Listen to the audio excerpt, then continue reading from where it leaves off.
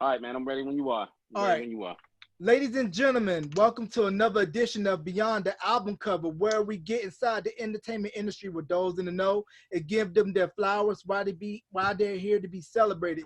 I have with me right now, this man is a part of music history, not just Philly history, but music history.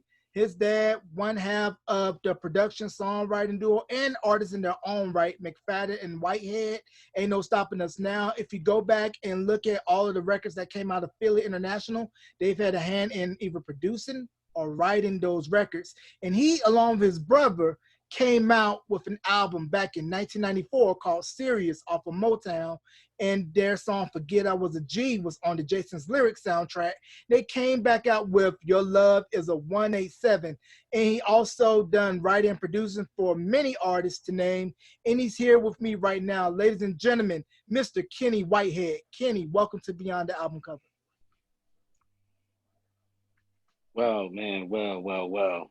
It's my pleasure to be here with you, Mr. Mason. I'm laughing because I know I called you that when I first spoke to you, Mr. Mason. I just want to be real. Real formal, the It sounds good. I respectability like it, politics Mr. and Mason. everything like that, man. I appreciate you taking the time out to do this interview with me. The pleasure is mine. I'm glad to be here on Beyond the Album Cover, man.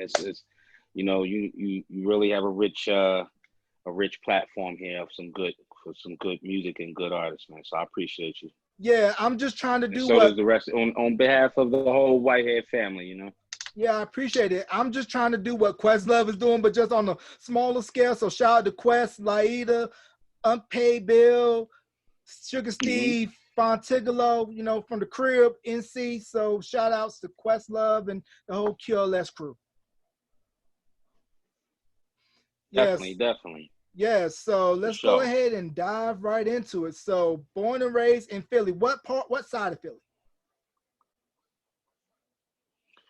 Originally North Philly. My father's from North Philly. My mom is from Uptown. And you can basically say I'm from everywhere. I lived everywhere in Philly I've lived a lot of places for a good stretch. And then outside of Philly, South Jersey for a while when I was younger.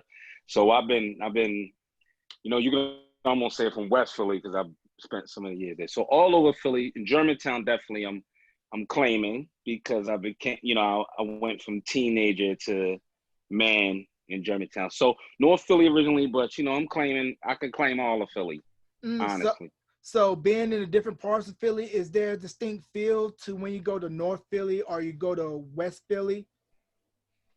I I I notice differences, and that might be because I know the area and know the lay of the land, like Philly. But it is a different style. It is a different style. It's almost like saying Brooklyn and Queens, and the way they can tell each other uptown, and you're an uptown guy, you from Harlem.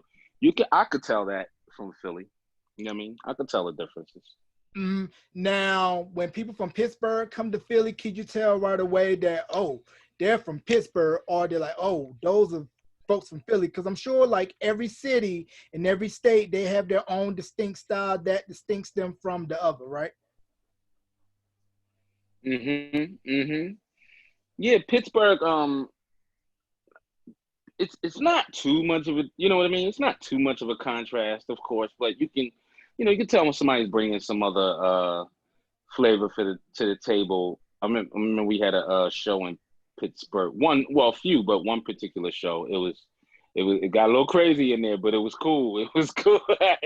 It was. I said Pittsburgh. I said Pittsburgh can get live down here. It wasn't. It was. Well, they wanted to brawl at the show, but then while we were singing, something started, and we said, "Yo, y'all can't chill for the Whitehead Brothers." They was like, "All right, we'll chill for the Whitehead Brothers. We'll chill." But when we went in the dressing room, they was like, We're like, after the show was over, they went yeah, at it. yeah. So it's like we gonna either win the fight outside It's or we real gonna though. win It's the real. But basketball game at the park. That's all about it. But I know from Philly, they produce toughness. Because when you grow up in that type of environment, you're gonna be tough, especially if you're playing ball in the pickup parks. No blood, no foul. tough city. Small but tough city, you know how it is in Philly. It's a small but tough city. I mean, everyone says their city is either this or that, and it's all true. Every city has its you know, its I guess prestigious places and high budget environments. Some people have their more well-to-do areas, and some people have, the hood, as we say, and Philly in the hood. The hood is a hood like everybody else's. But I mean, I guess we do have it's a boxing city too. We box a lot in Philly. It ain't nothing for a 6-year-old girl to put the pads on it, da, da, da, da, hitting it like Floyd Mayweather or something. And that's our culture. In Philly. So, Mm. we just it's a tough city. It's a tough city. It's like it's a fighter city, but it's a lot of love there. It's a lot of people give Philly the rep because we say but city of brotherly love, and it's a lot of this in Philly, and people don't want to see. It's just a small place, and everybody knows everybody, and that's when it gets a place is small, you're gonna get that. Yeah, because I know when the Eagles won the Super Bowl, it was like half of Philly was like, finally. You know what I mean? Well, I had a chance to play it. I had a chance to play a part in that ballad. Um, I know. It seems like we got a teeny bit of a delay, but you can hear me though, right? Yes, On time. sir. Yeah, so we might have a 2 or 3 second delay, so I'll wait when I'm. You're good. You're good. Um. Okay. Good.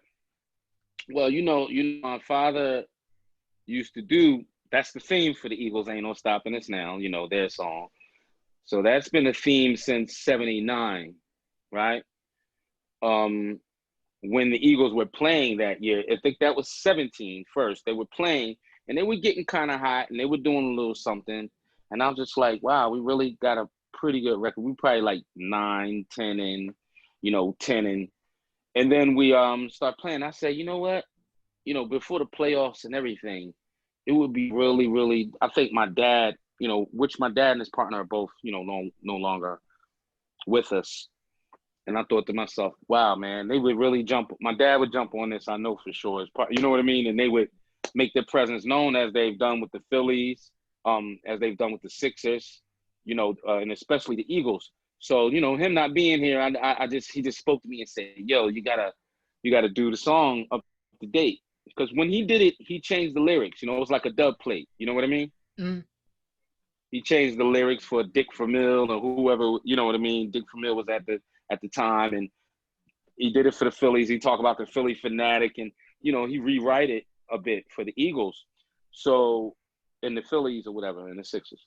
So I got my hands on. It took me a minute, but I got my hands on the music without people think that people like us just because it's your family's made that we're sitting around with a catalog. Oh, let me get that instrumental or let me get that acapella, and we don't be having that crap either sometimes, Mm. because it's their masters and things like that.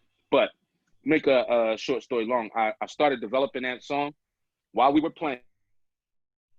I kept the faith. We could have lost any day, but I kept developing the song. I finished the song, then I was doing a rap at the end.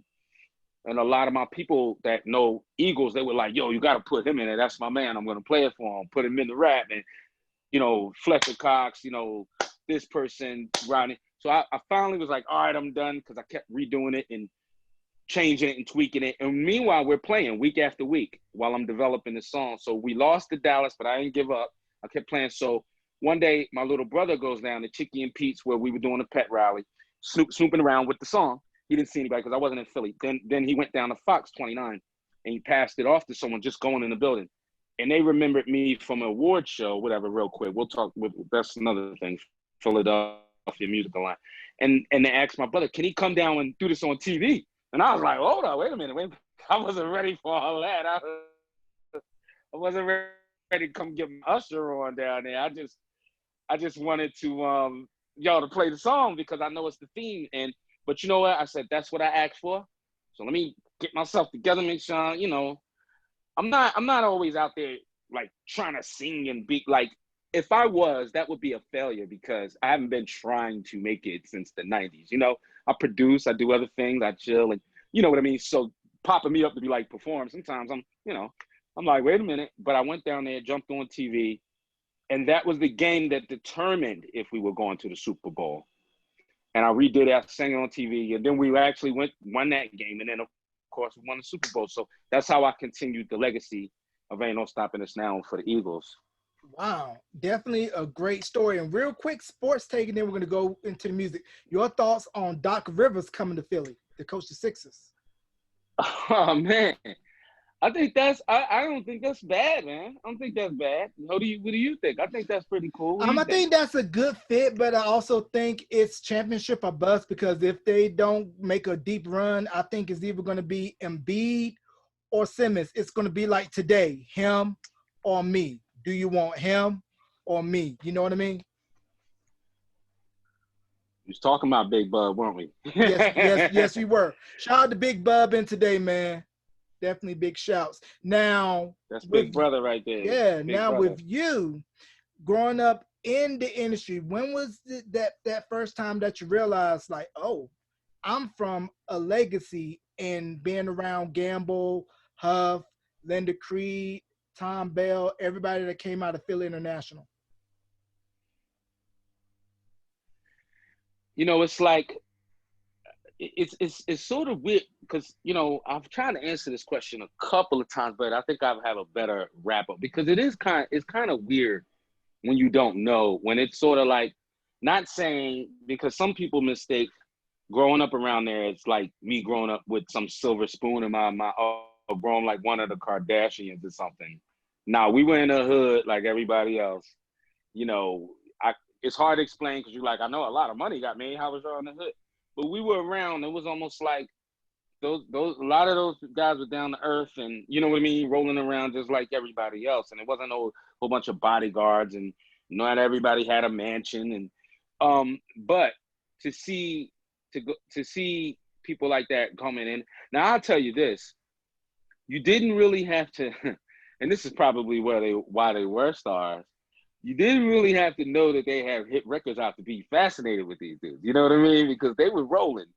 They had swag just in general. Like, it's like if you in the '70s, you see the dude come in fly with the shirt open and the chains on, and he got great personality, and everybody in the party wants to talk to him. Like all of these guys, they were like a group of guys like that, like, and girls and of course, ladies. Great writers like Linda Creed and my uncle Tom Bell. Of course, shout out to the infamous, Kenny Gamble and Leon Huff. But in that era, I was always tripping off of them because they were just always funny. They always, some guys were just larger than life. And then of course it started to click. Okay, wow, we got a song on the radio, and oh, this is so.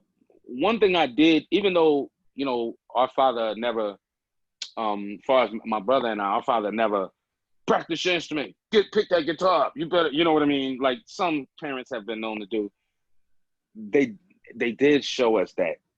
One thing I did see growing up is that it is real and it really can be done. You know that it really can be done. Like whether anyone did it for me or not, whether I put myself on, I got my deal on my own, or audition like everyone. I saw that, wow, you can actually be in your house one minute making up a song, and the next thing you know, it's the whole world has it. And I think that was a great platform for them to have in Philly, at the time, and everything to see. So it wasn't like we were ever starstruck. And even when my dad produced Michael Jackson, and his partner produced Michael Jackson, and he, he brought a couple of us to meet Michael. I mean, it was dope. But you're like 6, 7 years old, so you're just kind of getting to the age of understanding, like wow, hold up. But I do remember thinking like, wait, something's going on here. These guys are like, making up songs. But I would come to the session sometimes and fill in the national. So I knew, like, I want to get on a clap session, but I couldn't, I wasn't. They was like, no, you can't. So they were I like wasn't on Norman time with the Whitfield with the clapping. claps, right? It had to be perfect on the claps. They had to be perfect, which is shout out to Norman Whitfield. Shout out to him. and his music and Rolls Royce and great. You know, I was actually into a lot of that music growing up, like Heat Wave, you know, Mm. Stevie Wonder. I didn't want to hear that music. It was too serious for me. All of my dads and like when I was 7 years old, it was too that music was just too serious for me. It was like Wake Up Everybody, the Love I Lost, like they had some serious rolling It was music was like message rolling music. in some real subjects. Yeah, and it Yeah, was yeah, amazing when I was looking at the story on Harold Melvin and the Blue Notes and how Teddy Pendergrass started off as the drummer, and then once they found out his vocal talent, worked its way out to the front, and that was when the ball really started rolling for Harold yeah. Melvin and Blue Notes. You might not hear about my dad a lot with Teddy's story because you know who was ever it depends on who's telling it, you know. But as Mm-hmm. a whole, like you know, of course, you know, my dad and his partner wrote "Wake Up Everybody" and a lot of songs for Teddy. And but Teddy and my dad were like this, you know. They'd always hang, and I, you know, we called him Uncle Teddy because he was all. And then my Harold Melvin and this whole family is like very close to. We're very close to us too. So you know, but like I said, you know, McFadden and Whitehead are unsung heroes in a lot of ways too. I mean, when the song comes up, the song is bigger than life. The song is bigger than you know, darn near a lot of artists, and that's what it's supposed to be. But as far as those guys, I mean, they were to me, and not just saying it's because my father and uncle, you know, they were legends, man, and live on the streets, like the life of the party, not always like loud life of the party, but just always in the mix. And I know people have a lot of concentrating on their own legacy to tell, but Mm-hmm. you know, it's a lot. They miss a lot of parts with my dad in there because he was, you know, in his partner, you know, because they were in the mix. They tell me when I talk to them, but I don't ever see them really speak about it on their interviews and things like that. No salty. They got to take care of their own business, but there's a lot not said and told that's exciting about my father and his partner. Yeah, because you knew that they were McFadden Whitehead. always in the room, and ain't no stopping us now. Classic record, still getting played to this day. Aspirational record, because I can remember them playing it right around when President Obama got elected, and it's always looked at as a song of upward mobility, rising and striving to do better for yourself. It's definitely a staple of that. I carry the torch on and perform it. I performed it plenty of times. Like I said, even the Eagles thing, which I changed it, but still, because you had to have those powerful vocals and you got to sing it. I can't. No one can be like exactly like my father, his partner, or no one can duplicate my brother. Rest in peace to all three of them, and my mother. Who actually trained my brother and I and put us in the business and was a singer herself, coloratura soprano, opera singer, sang soul music, sang, and she was with my dad since she was 14 years old. Mm. They Wow. were they were they were they grew up together. So my mom went to Settlement Music School, and you know what I mean. Mm. Um, yeah, Yeah, and we definitely can't forget Bunny Sigler, a definitely important big piece in Philly soul.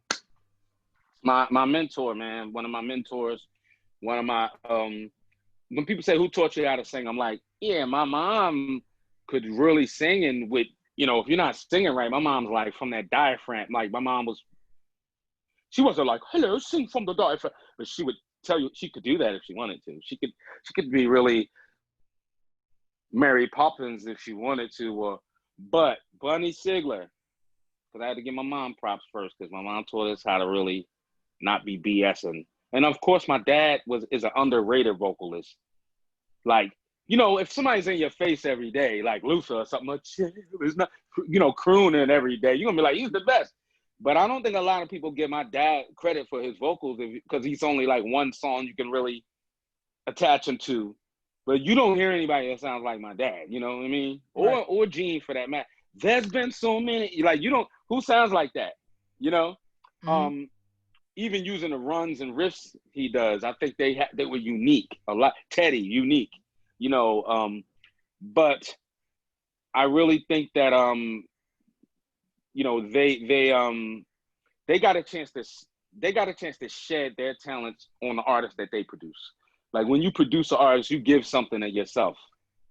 Right, right. You know, I definitely agree. And a lot of people felt that once the Jacksons hooked up with Gamble and Huff to do the Jacksons album, this was right around the time when Jermaine stayed at Motown and Randy came mm-hmm. in. They felt that it was the transition for the Jacksons of being, hey, we're not the same guys that did ABC and I'll Be There.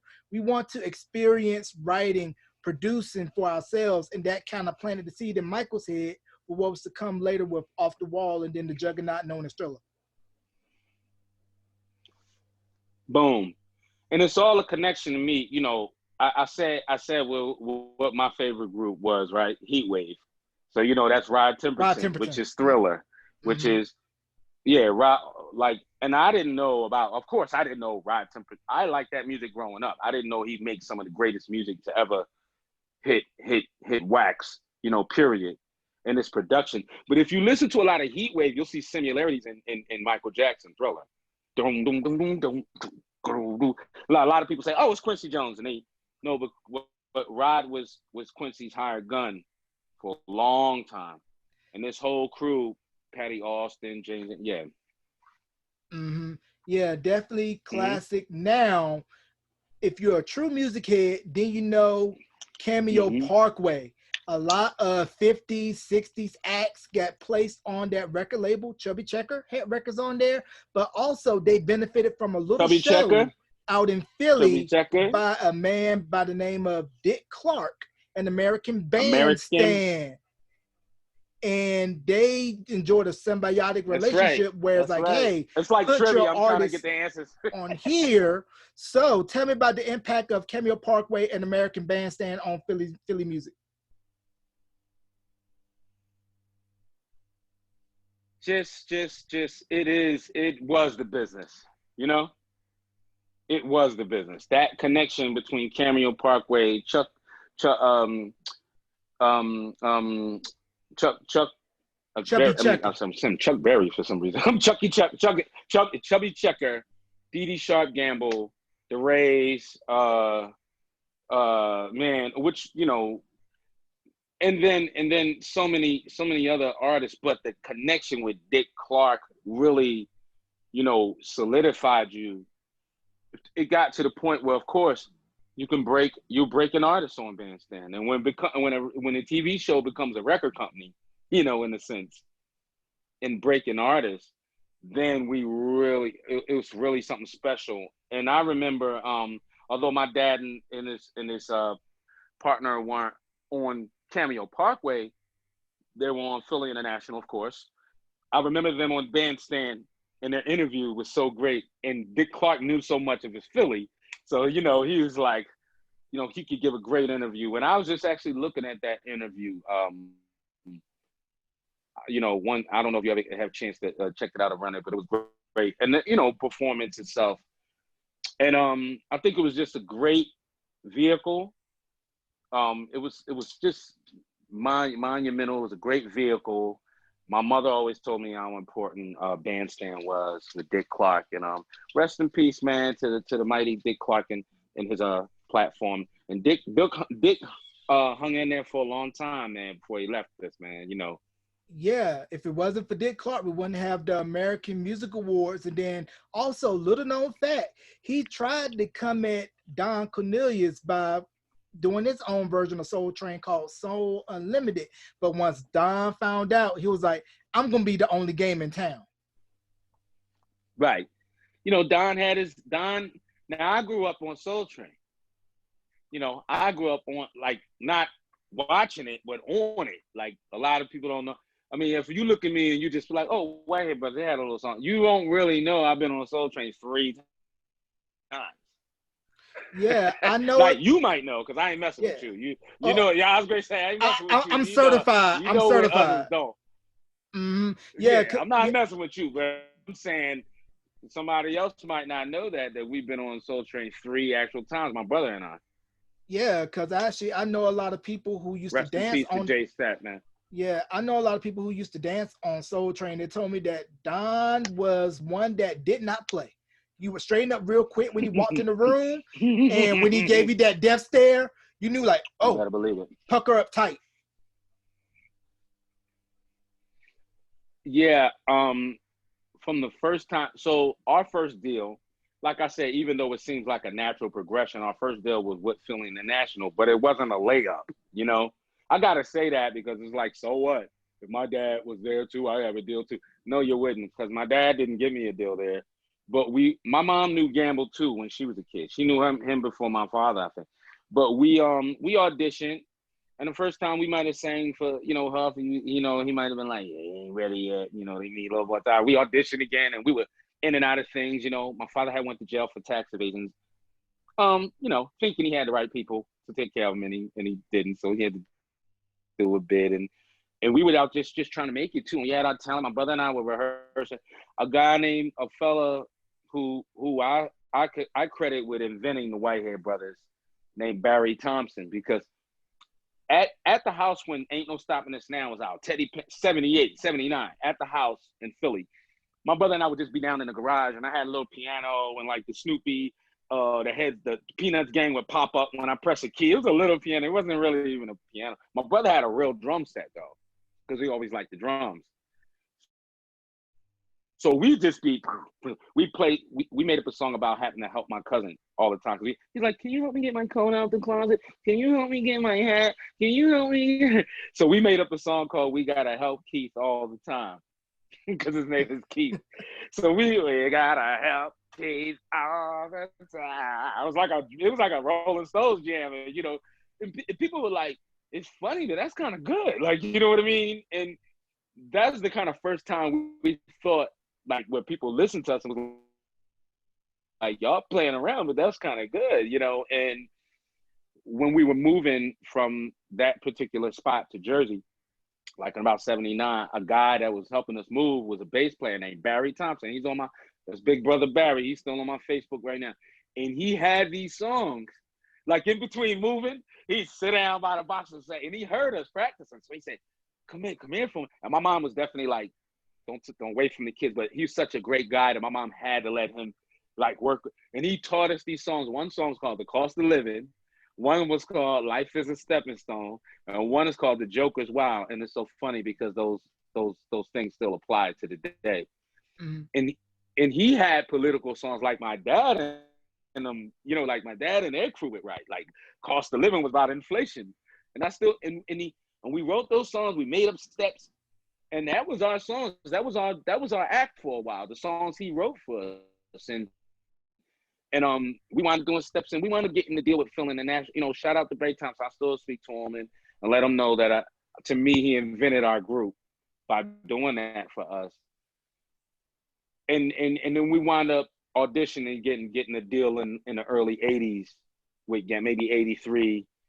With Gambler Huff, and then they were merged with Capital EMI, like you probably already know. Capital EMI, it was a new venture with CBS, not CBS, with Capital EMI, Manhattan Records, and we had Gavin Christopher, Shirley Jones is back out, the OJs were back out, and they had Bernard Wright up there in Manhattan, and Who Do You Love? They had him, and it was a cool run. And that's why we went on Soul Train first. But to wrap it up to Soul Train, before I digress, that first time that we were scheduled to go to Soul Train to sing our song that Bunny Sigler wrote. Bunny Sigler wrote the first single we ever had out, called "I Jumped Out My Skin," and it was produced by one of the greatest producers ever to live, Reggie Griffin. If anybody ever knows him, and he produced Babyface before Babyface produced Babyface, but Reggie was a New York producer who produced a lot of Grandmaster Flash stuff, The Message, Scorpio, this, that, Shaka Khan, I Feel For You, and a genius that could play every instrument and do everything. So Reggie and Bunny hooked up, gave us a single. And then we wrote a song with the legendary Victor Karstoffen, who's always, wrote my father and wrote Wake Up Everybody with my father in them. So we had two singles, Styling, which we wrote with Vic, and then I Jumped Out My Skin was our first single with Bunny. We went on Soul Train. But the thing is, when we went on Soul Train, Don was just getting back from a brain operation. So if you think everybody was on pins and needles, then when Don came through from his, people were like, shh, like don't step too hard, like you don't even want to bother him. And people were now I didn't know how the Soul Train format went, but you would actually wait in the room unless you were just a huge star and they knew you were coming and have you ready so you can get out of there. You would have to just wait for your turn to burn like an open mic. Oh man. Yeah. And Sitting in Don the would come in green that room. room Don and came in the not even room. a She said, two-piece box of my chicken. mom always, yeah. Yeah. How'd you know about the chicken? Yeah, like I said, I knew Did you know people about the that, chicken? yeah, I knew about the chicken because I knew some people who used to dance on the show, Oh, all and they right. told You me knew about stories the chicken. about the I was the, gonna say the about the that's a two-piece Soul Train box. trade secret. Don had a deal with Kentucky Fried to feed his dancers lunch, I never knew they had a and deal with everybody the that came on Colonel. that sucker too. And I know Don had something hooked up with the local Kentucky Fried Chicken because that Kentucky. Now it sounds funny because it's Kentucky Fried Chicken, but I think that was pretty cool of him. You know what I mean? Like they're gonna work that off. They're gonna work that biscuit off or something. Yeah, yeah, yeah. Get you a But even two-piece, the three-piece, baddest and a chicken. biscuit, and Yeah, you're ready for that after that's you're right. dancing. And there's so many times I can say, "Cut, chicken break." Yeah, yeah, chicken breast. And listen, a lot of people were tripping off the Soul Train. I said everybody had them. The baddest chicks you ever saw in your life from there, Soul Train. They had their chicken, and now you know what? I got me a box because I told them, "You are no better than me, nor I know better than you." Right. I said, but they was in line to get that chicken, and we had a trailer, but we had ours come in the trailer. Y'all want that chicken? I was like, "Hey, look, man." What you gonna eat? Freaking, you can't eat freaking PF Chang's every night. You know what I mean? Every Mm. day. You know what I mean? So at least he was feeding them, man. He was feeding them, and they didn't. Some I don't know if all dancers got paid to be, on Soul Train. But something like if you have to be a regular or something to build your stock up, but you was Mm. getting fed. Yeah, You were yeah, getting fed. yeah. Because I know, But when yeah, Don, yeah, yeah, because I know a lot of people who danced on the show. Soul Train was pretty much like the launch pad for what was to come later in their careers, like Jody Watley, Jeffrey Daniels, right. Boom, Shabba Rosie boom, Perez, Vivica A. Fox, Nick boom, Cannon, Avion Crockett. The list boom. goes on and on of all of the future stars that Yeah, got their yeah. humble beginnings dancing on the big train. I feel like a part of that. Only I was just the artist, but I feel like a part of that. Jody Watley is the first person that comes to my mind. Jeffrey Daniels, the original backslide, the moonwalk. I mean, we dropping some real stuff here, and it was always so when Don comes into the room, he looks and says, he looks around, he sees my mother. My mother's always a beautiful lady. You know what I mean? Tough cookie. You don't get that much because a lot of people that look like my mom would only use that. But hey, I'm cute. But my mom was a tough cookie and she was a hustler and she definitely was respected by all the G's, all everybody. So Don came in, see my mom. Hey, young lady, how you doing? I'm here with my son. You're the Whitehead. My mom had no problem with telling people who we were and what we do because she's the one that got us command performance. We don't fess. We don't play around. We don't make excuses. If the power goes out, we keep singing. You know, we Yeah. real and I was raised to be and this is not like something not to put the profession down, but this is not something I feel like, oh, I'm just doing this to be a famous and I want to and if I don't do this, I'm gonna die. No, it's embedded in us from birth to really be turn us on like a switch. We don't even think about it. I don't even think about being famous or nothing. I just like I'm turned on like a switch from my mom, my dad, and my brother, and you know. So he saw us and said, "What are y'all doing? What way is we got to sing?" Like he said. Don looked at us and said, "You're next." And Orange Juice Jones was on there that day. I always remember who was on Soul Train with us that day. But he was doing the rain. So if you ever see Orange Juice Jones doing the rain on Soul Train, that's our episode, our first episode. Um, we got up there, and everybody still was like, "Shh, Don is just coming back from his operation." bro, we got up there, we did our thing, and he came for the interview. And he asked us a lot of stuff, New Edition, and anybody ever compared y'all to New Edition and this and that? I was like, nah, we're all young guys in the business, and um. But then he said, I heard y'all could rap, and we was like, we rap because we rap too. We got whole raps and everything, but in the raps on the album are not constant. They were it needs to be on the album. It's not like we're trying to do our best Biggie Smalls rap for you we just did what needed to be done. But Jay Step, rest in peace, was like freaking Biggie. He thought I was like Nas or something, like when we really rap. I just got put little checkpoints because a lot of people got us twisted and a little messed up. I got to give people wheel alignment as we go. Don said, I heard y'all could rap. We was like, yeah, we rap. He was like, y'all can't rap. He's like, yeah. So he's like, to all your black girls, we're the Whitehead brothers, Studios K, MCJ, sneaking under your colors, WHITEHEAD. It's the 80s, you know what I mean? Kicking in lines for the lady. We're not Batman and Robin or Cheech and Chong. We were funny. And man, in the middle of that rap, Don stomped his foot and went back and did a move. Like, they used to get on Don about getting in that line dance. Don never dances like that, and when he got in that line dance, it was a big deal, and him coming back from a brain aneurysm and everybody on pins and needles, and we made him stomp and dance on the stage and do a move, and people was like, yo, y'all made him dance, man. Y'all made him dance on that stage, and we didn't really expect that. We just bust our rap, and at the end of it, he just bust the move, man.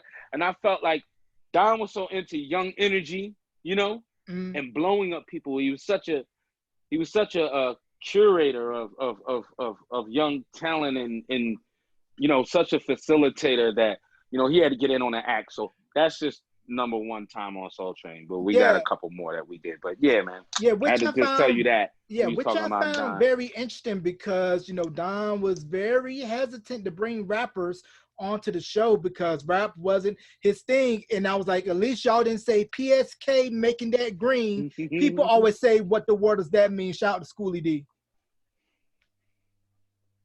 Philly, man. 52nd and Parkside, man. That's Parkside 5-2 right there. Schoolie D, baby. One of the first gangster rappers, really. But not talking about killing people, but one of the first street rappers. Yeah, that PSK beat. Like Freddie Fox or Just Ice or... That beat is still hard classic. To this day. So, I'm proud of that, man. I'm proud of that. I'm proud of that because we're a small but proud town, right? You know what I mean? Like Philly's the underdog. Just like when the Eagles perform. I mean, when the Eagles win, we were the underdog. We're always the underdog. The Whitehead brothers are the underdogs. Right. We were even the underdogs in Philly, which is cool. It's not like a lot of people take that as, oh man, y'all distance or we ain't getting no. Nah, you got to take that underdog thing and build off of it. When people sleep on you, I've been slept on a life. Like a lot of people may know you and think, oh man, you're a legend, and you got so much stuff feeding your head, you probably got a bit. Nah, I see the people who don't believe in me too, but I don't see them like I see the people who do. You know what I mean? Right. I don't pay them no attention, but they try to affect you. Right. And all they do is find out like everybody else that it ain't no stop. You know what I mean? You ain't, you're gonna concentrate on the people who do show you love. Yeah. Right. So what was your take once Hall & Oates exploded? Woo! Now we talking another favorite. I mean, Hall & Oates is one of the only groups that you can sit down and listen to 25 songs straight and they all hits. Like, you know what I mean? Like, you're going to go for I Can't Go For That. You're going to hear Sad Smiles. You're making my dreams come true. Then you start getting in the beast joints like Man Eater. And you know what I mean? It's like, I know a lot of black people like that. So if you feel like leaving, they like that. For me, I like that Man Eater. Like, I like that. Yeah. I love their poppy stuff as well. Yeah, man. I like that, man. I like that them joints too. But they're all the jams. It's hard to choose between Hall & Oates. And shout out to our Philly guys, Hall & Oates. Proud of them too. I think they're untouchable, man, when it comes to their music. like incomparable. I don't even compare certain people. People are always doing this versus thing now. This Mm-hmm. person versus that. It's not always a good matchup. But they gotta pit somebody against somebody because people like competition. So there's this well-known radio station out in Philly that goes by the calls WUSL Power Ah, 99. 99 Yeah, that's how FM. you write it. So tell me That's about the right. significance of WSL. Power 99 and Lady B and Street Beat, because I found it interesting that you all were taking what was going on in New York with Marley Marl and Mr. Magic on BLS and Red Alert on Kiss with Chuck Chill Out and just adding Hmm. the Philliness to what was going on Power 99. Yeah, we had. I mean, we had Kobe Cole, of course, the legendary Lady B, Street Beat. I mean, me and my brother and I used to live for Street Beat. Like, we didn't even know we was gonna be on Street Beat one day. It was just like we listened. We were hip hop heads, so we listened to everything. Just imagine, on the floor with the radio on, with the boombox on, listening, trying to tape it. It's not as easy as the people, people today. It's just like, oh, I'll get that, or I'll see it again, I'll stream it, or, back then you had to be on time. You would stay home to hear Street Beat. It just like wind up hanging at your house. You know what I mean? Mm-hmm. Hanging at your old crib because you didn't want to go out. Or if you was in the car, you was definitely gonna have it on. I mean, when we did Street Beat, we definitely that was in the '80s when it, like you said, when it was out. So we were getting around a lot. And see, our first single was "I Jumped Out My Skin," but then the second single, which I told you, my Uncle Bunny, rest in peace, man, to him. He actually is on the backgrounds too and everything. And but our second song we did with Karstoff and Styling went bigger. Like Styling was number one in some cities, and Houston was number. If you were in Houston in 1984, whatever, 3 or 4, then if Beyonce was listening to her local radio station in '84, she knows what Styling is. You couldn't live in Houston or Dallas and you ain't know what Styling and So you were profiling getting was. heavy airplay on the box in Houston and K104 out of Dallas. Yeah, K1. Yeah, we were number one on the countdown. Like I knew how it felt. Thanks to Mike Austin and Virgil Thomas. Shout out to them. Our promoters from the company. And thanks to them, they know how to work a record, man. And thanks to them, we knew how it went. We knew how it felt to go to a city and be number one on the radio. You know what I mean? And at least the countdown. That meant a lot to you Yeah, if you were back number then. one The on the Hot countdown. 7 at 7, that was big stuff. And now there's an indie label that was responsible for putting out a lot of early rap records. Pop Art, Craig G put out Shout on Pop Art, which he did a rap over the Tears for Fears Mm-hmm. joint, which I was like, that is so hard to take Tears for Fears, rhyme Yeah. over it. And this is at a time when pop and rap weren't really meeting in the center like that. Yeah. Yeah. Shout out to the Goodman crew. You know what I mean? Shout out to the Goodmans, man. In that whole era with pop art, and Right. because a lot of people don't know. Right, one of the first biggest rap labels was right there in Philly. And now, Right there in once Philly on pop art. now, As Shan said. yeah, now by being from Philly, did you catch an early glimpse of Jazzy Jeff and the Fresh Prince before they signed the Jive? And did that give you guys the inspiration to really take it to the next level once they exploded with Girls Ain't Nothing But Trouble, Parents Just Don't Right. Understand, and then seeing Will's ascension into Hollywood with Fresh Prince of Bel-Air? Our experience with Jazz, I think we really caught up with them when they probably had their first major hit. I don't. I think they might have been signed already because I know they had Girls of the World, nothing but trouble out. And that was And one of that was the Rock the House I think album. we did a show at Woodrow Wilson High School with them, and I remember Charlie Mack being there, and and Will, and then we would wind up having the same attorney, Lloyd Zane Remick, beautiful guy. And then we got with Jeff for a while. We go over his house a bit, and we know a few people know Jeff and linked us up. But we're trying to work on something. And then Will popped up one day. We just went to see the we were hanging. But then later, and that was always. But I remember doing shows with them and hanging and seeing them in that era. And then later on, I was in throughout the first Motown deal that we had. We were kind of in transitions during the second album. We had to go on another tour, and I remember running into Charlie Mack or reaching out to Charlie Mack, and he was like, "Nah, I'm home right now," and because he usually works with Will all the time or Jeff, and you know what I mean. So he was here at times. So I took Charlie on the road with us to manage us on the road and do all that stuff, and you know what I mean.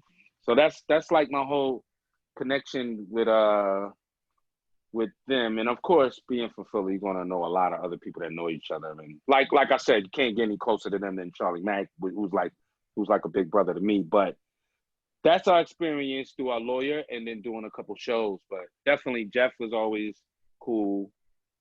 Remember, he treated me to a cheesesteak one time. Shout out to Jeff, man. Yep. And in the words of Mike from Boys to Men, all the Philly states you can eat. Now, settle this debate for me. You're a true Philadelphian. Where is the best cheesesteak spot? Pat, Geno's, or is it some other spot other than Pat's or Geno's? Because I've never been to Philly, so I want to know for future Shout out references. to yeah. Oh, all right, man. We gotta do that. Shout out to Geno's and Pat's. You know what I mean? That's the paisans. That's in the South Philly. You know, it's not that cheesesteaks aren't good. It's just that they're more of a, I'm not gonna say commercial, but they're well known. And when you're in the hood in Philly, you're expecting a cheesesteak you and I can eat, like, and both be full. So we had a spot, Pagano's. Pagano's was my favorite spot on Old Guns Avenue, uptown. Like when I told you about the house, the Philly International, the house when Ain't No Stopping Us Now came out, where we were living there. Pagano's was not far from there. Now, of course, there's other people that's gonna come in the game, step the game up, do more, do different beef, and so I'm gonna have to have me a you might have to come down for this, man. We're gonna have the up to date who has the best Philly, because we had Explorers again, Explorers Den. We had Mama, I think Mama Rosa. We got all these different spots opening up, and people, every time you go back to Philly, somebody's telling you, nah, Delisandro's, or everybody's, you know what I mean? So people have their little flavor of the month thing. Yeah. But Pagano's always was solid format. Like Pagano's, to me, they make it the way you want to make it. A lot of cheesesteak on there, man. A cheesesteak is this big, not this big. So I'm definitely not gonna shout out this Geno's or Pat's, or because they made a name for themselves just to make Philly cheese, make us known for that cuisine, because it's really an Italian thing. That cheesesteak. Yeah. I know black people are known for eating it, but it's really it goes with strombolis or calzone. Some people, you know what I mean? Stromboli, calzone.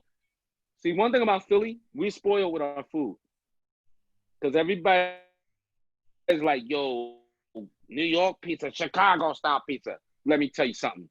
We don't even talk about our pizza. Our pizza, because you'll get shot in Philly if you make my food wrong. So people don't play with. I didn't grow up like pizza is nasty. All the food in Philly is good, because people don't play. You don't want a bunch of complaining people tearing your shop up, and you F up their food in Philly. So everybody knows not to get in the game unless you really tight, Right. In Philly with the food. Yeah, because I told my wife, when we visit Philly, you could go run the Rocky hoagies Steps. Too. And there's hoagies too. But yeah, I told her, you can go run the Rocky Steps. I'm going to OD on cheesesteak. I'm going to OD on soft pretzels with chicken. And give me an Italian ice and a tasty cake and a juice from Wawa. And a hoagie. And that as well. Yeah, and don't forget a hoagie. Yeah, that's what makes Philly, because North Carolinians, we're the same way about our barbecue. Texas, Memphis, Kansas City, they say they have the best barbecue, but no, North Carolina, hands down, we got the best barbecue. Even though I am in New Mexico now, I still rep North Carolina all day, every day. Hey, man, NC, baby, North Kakalaka, you definitely going back. See, like you just said, it's the same thing with there, because, okay, we could argue who has the best, but if you come with something that ain't even near the best, you shall forever remain nameless down that joint. Like Yeah, like you know, right. that Yeah. barbecue is you Mhm. expect the standard there, Yeah, facts. Cause in Albuquerque, there's a restaurant called Philly Steaks. It was opened by this guy who Mm. relocated to New Mexico from Philly. He gets the authentic bread that is Mm-hmm. used in Philly imported. And like you said, the Mm-hmm. cheesesteak was this big around. And my wife and I, we had to split the one sandwich because it was so huge. We're like, we ain't gonna be able to finish all of this. So half for lunch, half for dinner, and that's how you do it. Right. Philly, get them on every corner darn there, and they know not to sell no little pencil. See, Pastanginos are small. I don't know if they ever start making them bigger. And they use cheese whiz, which you can ask for. Mm. All right, so when Philadelphia Yankees played, um, when Philly played the Philadelphia Yankees, that's why I was screwing up. When the New York Yankees, and I was in New York at the time. Now I spent a lot of time in. I never like moved to New York like I'm leaving Philly, I'm moving to New York. I just circumstances make me, and they just had me wind up living there, North Jersey, New York. Been in Brooklyn for 20 years. I raised a daughter there, and all that. So but I move around a lot. I was in Cali, like I lived there before. I was in other places, London, this, so I travel a lot. But then you say, how did you grow up in Philly if you've been in somehow God has spread my life out in all these places where I could say I've lived Mm. in all these places for a while. But um one thing about like your certain signature dish in your town, you know, you can say like, okay, we're gonna move here and open up this thing and put it and put the authentic thing there. But then if somebody comes there, I mean, like, wait a minute. So it sounds like that guy you just mentioned, it sounds like he's doing a real deal because I'm not gonna hate on anybody making a cheesesteak this big. Like this is a hot dog roll. Mm. That's a sausage roll to eat a hot sausage. That ain't no cheesesteak roll. A cheesesteak roll is this big. We should be able to break that sucker down and both be nice. Right, you right. know, Be full and unless I'm really fat as a really tick, hungry, man. you could, yeah, yeah, Yeah, yeah. it's definitely I one don't. of It ain't those really no spots cheesesteak where that one you're person gonna can be like, finish. I'm not eating breakfast or lunch. I just want this one cheesesteak, and I'm gonna get busy with it. And if I have enough room, I'm gonna go to the store, give me a tasty cake. Boom! You're gonna have either your tandy cakes, your chocolate junior, your crimpets, or your other ticks, the whole. I mean that's the. I think that's the other one's hostess, the whole host. But those other cakes, those little chocolate cupcakes are. But I used to Mm. like the crimpets and the chocolate juniors and the peanut butter, the tandy cakes. Mm. Those three, I I'll take you out for them joints. Yeah, yeah, yeah. I definitely got to keep that in mind and I make my take way somebody for the I take city of somebody out brotherly for them. love. Now, mention of Philadelphia. You had basketball greats that come out of Philly.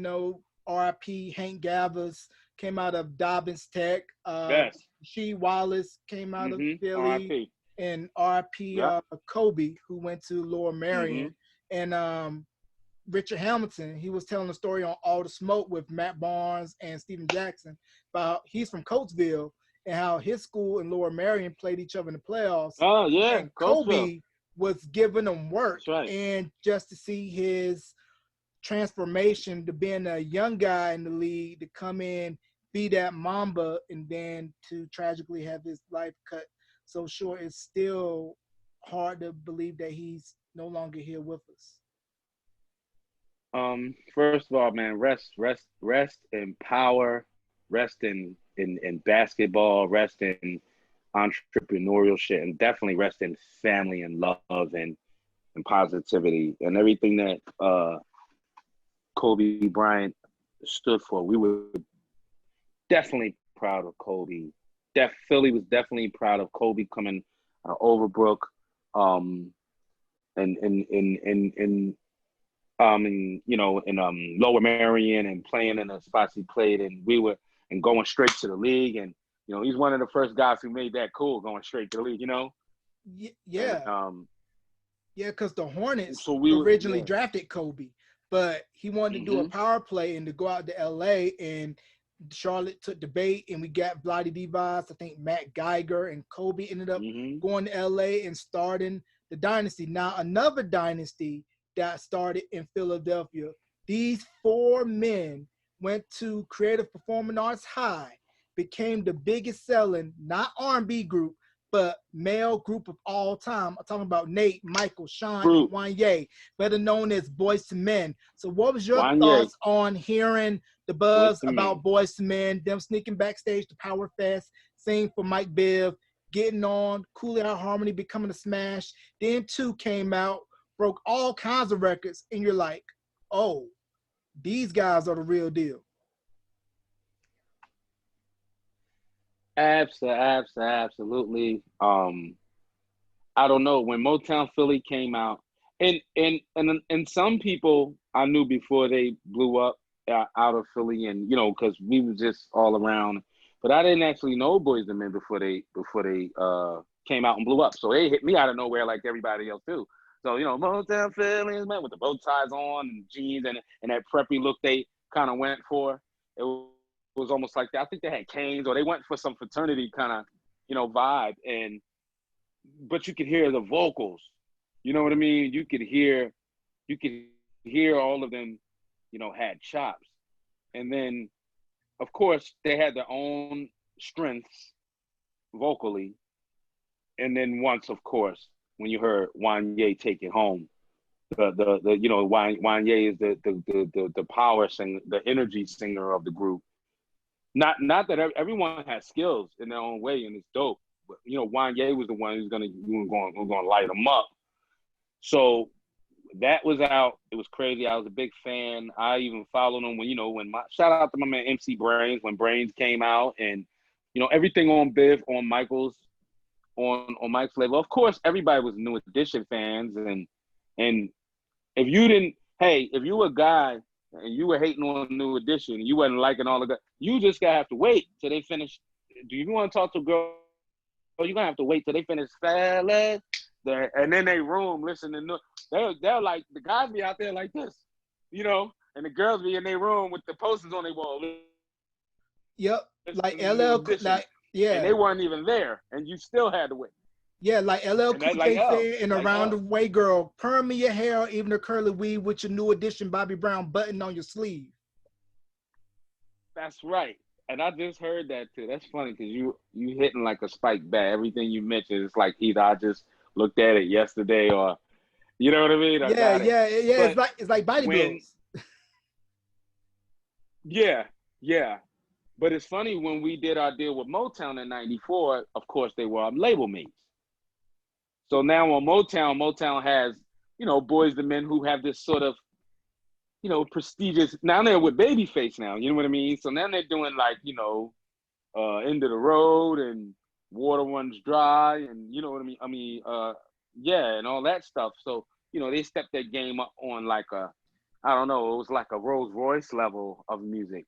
Mm. You know, and the Whitehead brothers, we were the Lamborghinis and the Ferraris of the game, and Boys the Men kind of put themselves.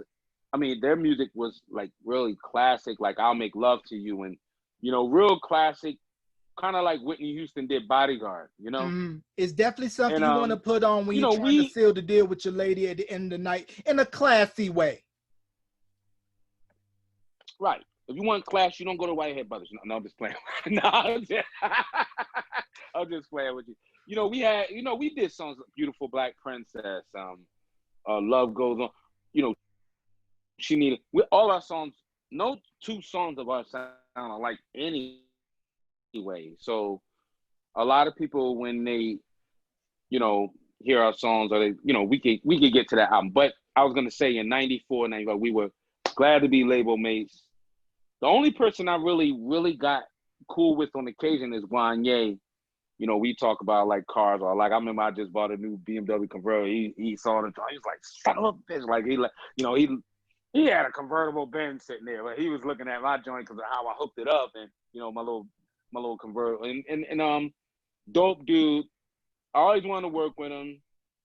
I always wanted to work with him. I always wanted to work with them, and but me, we would just I'm I'm not being funny, Mm, but you know, we were the underground. You know what I mean? right. Whitehead Brothers is the underground. We liked it there. We could get money anywhere we at. You know what I mean? It Right. wasn't about this is more money, so we're doing this. We were happy. I didn't even know I was gonna be an artist. Like I was always shocked to somebody just called a mentor of mine called me up and was like, "You want to do a showcase for Motown?" While I was cutting hair, I was a barber. Wow. That's why I got my name Ken Spin. I'll put you in a chair and spin you real quick. But I'll do it. But I do a professional job. Look like I took an hour and I do it in half an hour. Oop, that's actually cut my hair just now. Yeah, I would Could have sent it to gladly pay top dollar for you to line this up right here. I brought some clippers from Walmart. I told the wife, I'm like, hey, watch this video. Don't mess up my hair. Use the 1.5 guard. I want square in That's the back, right. That's right. taper here, taper That's there. right. Scared of Because I don't want to end That's up right. like I love Paperboy it. in the Atlanta episode with Bibby the Barber. You know what episode I'm talking about. Because you know, at some barbershops, you got barbers that do everything all day long except cut. And you like, I got things to do. And I ain't paying Yeah. $30 for a And shape he up and a talked. shave for all that. Come on out of here, man. Now, two quick Hold things on one about minute. This is like barbers because.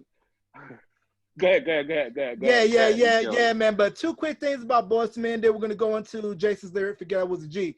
Mark Nelson, who was in As Yet, he was originally in Boyz II Men, but I think what ended up happening was it was moving too slow after Nate and them made a connection with Biv, and he got his solo deal. Did remade "I Want You" by Marvin Gaye, and then later As Yet came into play. Be sure to go I to bought Beyond that the Album single. cover Yep. to catch my interview with Sean Rivera from As Yet. Then also too, Tim and Bob, they did records for Boyz II Men for two. But what ended up happening was Gerald Busby said, I want more established producers on this record. And a lot of those songs that they had originally for Boyz II Men ended up getting put on 112's debut album. Yes. Yes. You know your stuff, bro. You know your stuff.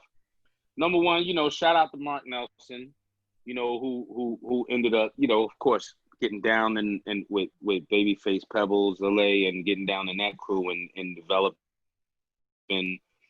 As Yet, who I remember when their name was As Yet Untitled. Oh man, I yeah, man, remember that's that's where crazy. their name came from because it was called As Yet Untitled because they didn't have a title for the group. And most of them were in, I think Mark kind of, I don't know if Mark was around when all the rest of them were kind of running around, and they came to my studio one time and sang for me, and they were looking for Brian McKnight on Unity Day in the Parkway where Rocky Steps are. They were looking for Brian McKnight. Unity Day was crowded. He was like, "We're going to sing for Brian McKnight." So they were trying to get on. They were hungry, and actually one of the guys in the group is his and I think I just connected with Sean on Facebook not too long ago because I always like Sean's part too. You know what I mean? I drank your wine Yeah, and you drank yeah, because I told him mine. when I interviewed him, But I was like, mm-hmm. your vibe was very John Cicada, Latin flair. Just put some mandolin, some guitar over him singing, magnifique. Yeah. And then Mark kind of came with that baby. He did kind of have that baby inside.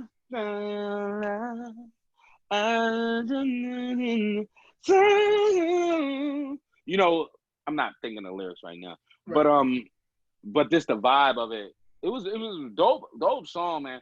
Like a lot of like, to me.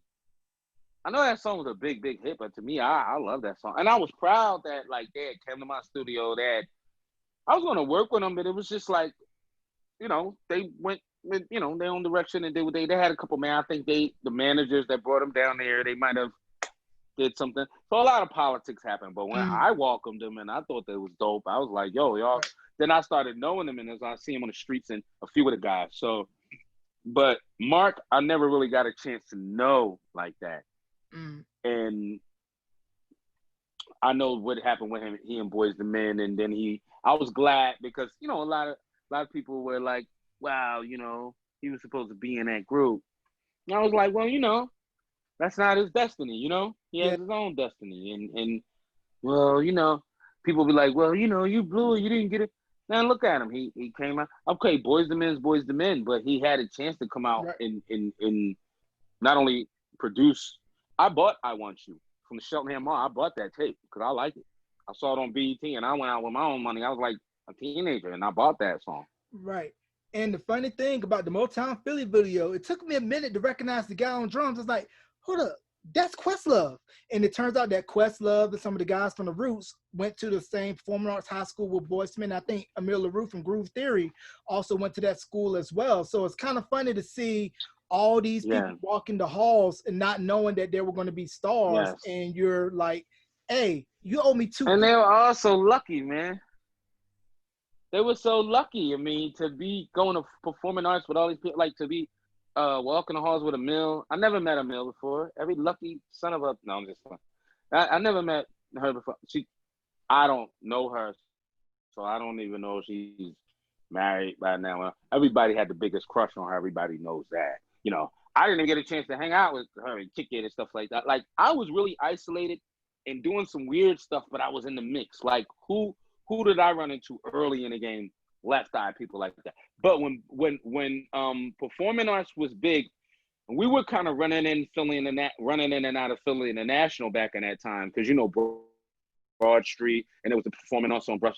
But I never snooped around like on the fame tip. You know what I mean?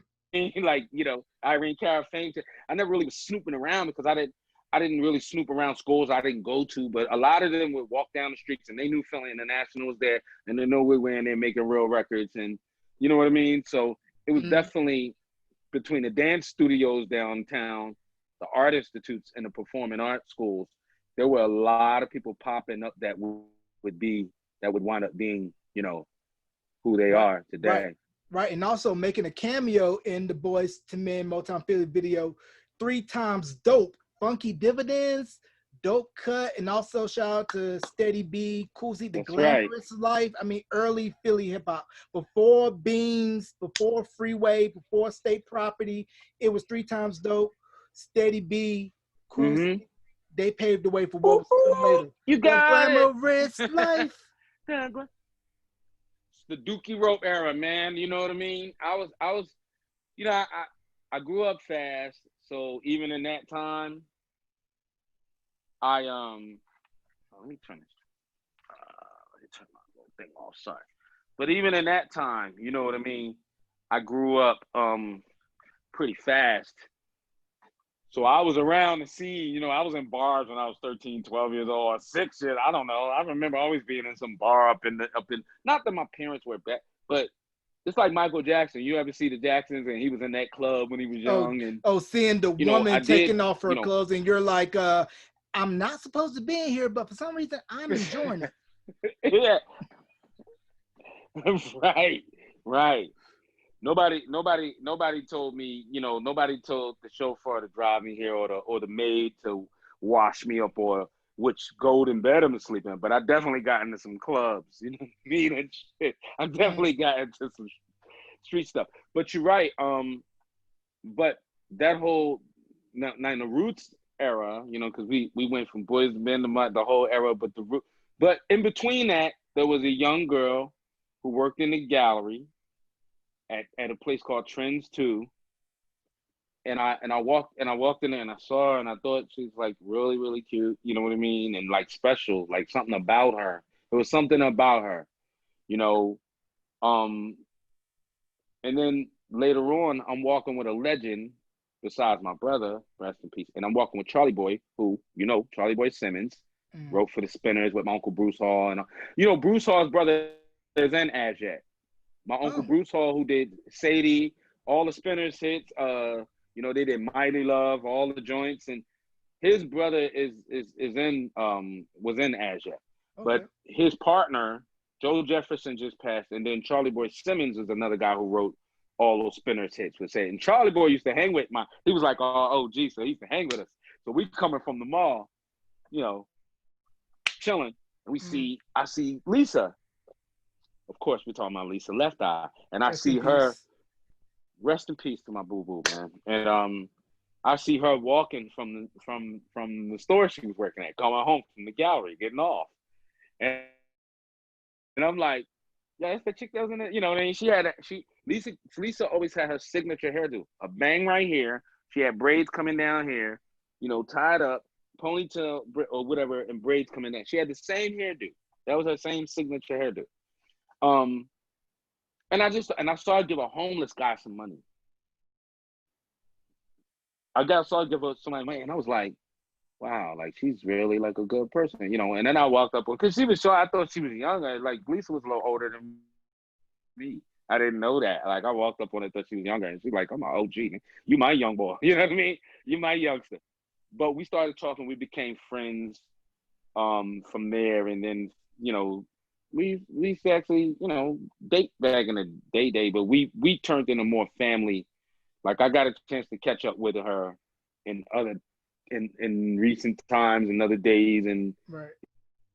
when she got with Death Row, and she ended up introducing me to Suge, and it was a lot of stuff. But that was my girl. I was down to do anything for her, and make sure she was cool, man. You know what I Yeah. mean? Yeah, because I never knew she was from Philly originally and relocated to Atlanta until years later. Yeah, she And was from before Logan. we segue into Jason's lyric, I want to talk about real quickly a group who I felt was underrated. They were a co-ed group, two guys, two girls. They were signed to Mercury out of Philly. They had songs such as Teardrops, Why, This Must Be Love, Small Change. I thought they were really dope and they could have Yes, been huge. actually, a fella named McKinley Horton. You'll see his name appear on. Well, he's accredited for writing things like "Gotta Get You Home with Me Tonight." All right, For Eugene Eugene Wild Wilder. off of Philly World, Yeah. Vanessa Williams Dreaming. He inked which the that. Locks just recently So, sampled. oh really? Wow, Yeah, wow. they Gotta just put hear out that. a new record. Is a joint called "Miss You" featuring T Pain, and they sampled "Dreaming" by Vanessa Williams. Dope record. Wow, wow. Well, I hope gives a chance for these people to really make get a second bite of the apple. You know what I mean? Yeah, get them ASCAP BMI, them royalties, And publishing then checks. right, right. And he did a few other things, but Quiet Time for Johnny Gill and all that. He did that, but he was definitely linked in pretty heavy with Small Change, and that's how I knew of them. And he's the one when I was in the middle of Ken Spin cutting hair, cutting it up. Mm. He called me and was like, "Yo, you want to do a showcase? You want to do a showcase for Motown?" And that's all he had to do. He had to do nothing else because I took my ass right up to the Army Navy store, got Desert Storm gear for my brother and I. Because I had a little paper I was cutting, so I was able to go get me some outfits, and then and I had some demos I've been working on, so I was like, and none of them even made the album, but I had something, and it was pretty hot. So we flew to LA. They was like, go in that door right there. It was a door like one of those bars on the door with the exit sign, and those industrial little bars on. You gotta open. Yeah, They yeah. showed it was like that a heavy door. And they said that door right there. So that door right there. And I bought some Tims like maybe like this color like with this color suede, the green suede. It's funny I got both the colors on there, but the green suede around the pad and on the top. Those are nice Tims. I got to get those again. Um, and it was like that door right there. So I first thing they saw was a boot kick in the door. I just kicked the bar like boot. So the Whitehead Brothers intro to Motown was a foot in the door, kicking in the door. I walked in there, did our demos. It was only 5 people in there. Like it was like 5 or 6 people in there. It wasn't like no, you could feed off a crowd on a showcase. Like oh, we got the crowd. It was just three. It was like 5 people. Joe Busby, rest in peace to him. Or Steve McKeever, which was his part, was partner there at the time. Daryl Jones, who did our album. I just Daryl's the man. Daryl's done a lot of things since then and had a lot of positions. Daryl's just getting in the game then too. And Robin, our video uh connoisseur, she did the video at Motown. So yeah, I just kicked in the door, bam, we went in there. I didn't even think, I was really thinking that, they might be like, I will pass on. I didn't know. They was like, you want to sign him? I'm like, you don't really know. Not all artists, like it seems like with the artists we have today, you know what I mean? All of the, the swag and all of the rapping and the rap, you feel like everybody knows how good they are. But Mm. I've always wanted to be shocked. I just try to do the best I can. I don't think about how good I am. I like the people to tell me, yo, no. Some people have to actually wake me up and be like, no, bro. Like, cause I want you to be on point. That was good, man. You know what I mean? Right. That was great. Right. And because when you don't have an ego, that could be an artist's ego. Sometimes could be the thing that propels them. But when you're humble, and when you're an artist, somebody's gonna call you arrogant and all that. So no matter how humble you are, I've heard it about myself, and I don't remember ever saying a mean word to a kid, a female, a, anybody, a man. It was like, I want to talk to the girls, but F you, man. You a man. I'm nice to I remember people's names in cities when I came back and they come to see me.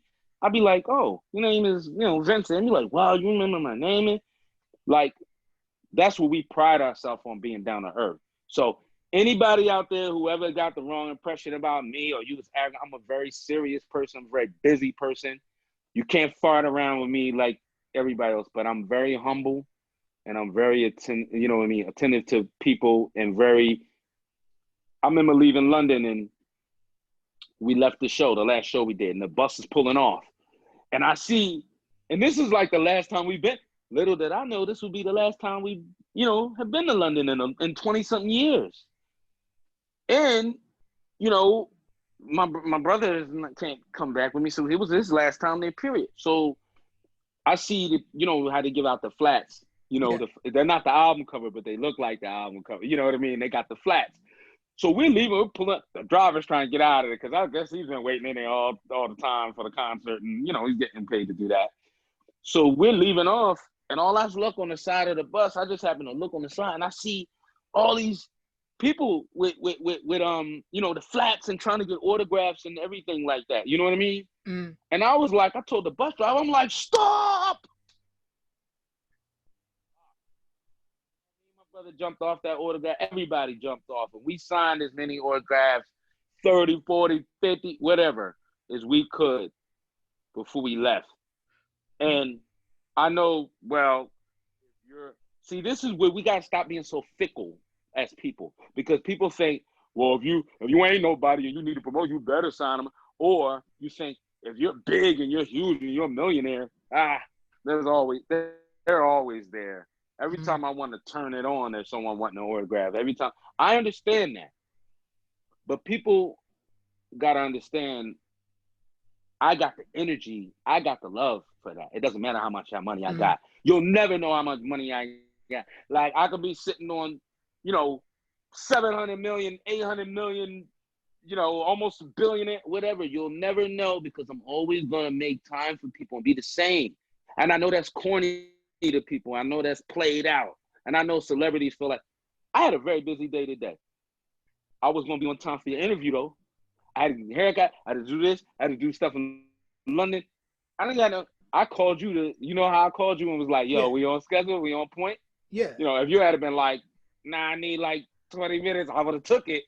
But guess what? I wasn't playing around with you, because it doesn't matter how many people you interview, how big your platform is. You're a supporter. You know what you're talking about. You're a great person. You're a kind man. And that's all you need to Right. be down with me. It don't matter how many subscribers or viewers people got on. But big up to your platform, because it's getting bigger, and you are interviewing some real hot people. But Yeah, yeah, I I just appreciate it. wanted to say that. And with celebrities being this way one minute, another way another minute, in certain cities, they will check you to make sure your boo-boo don't stink.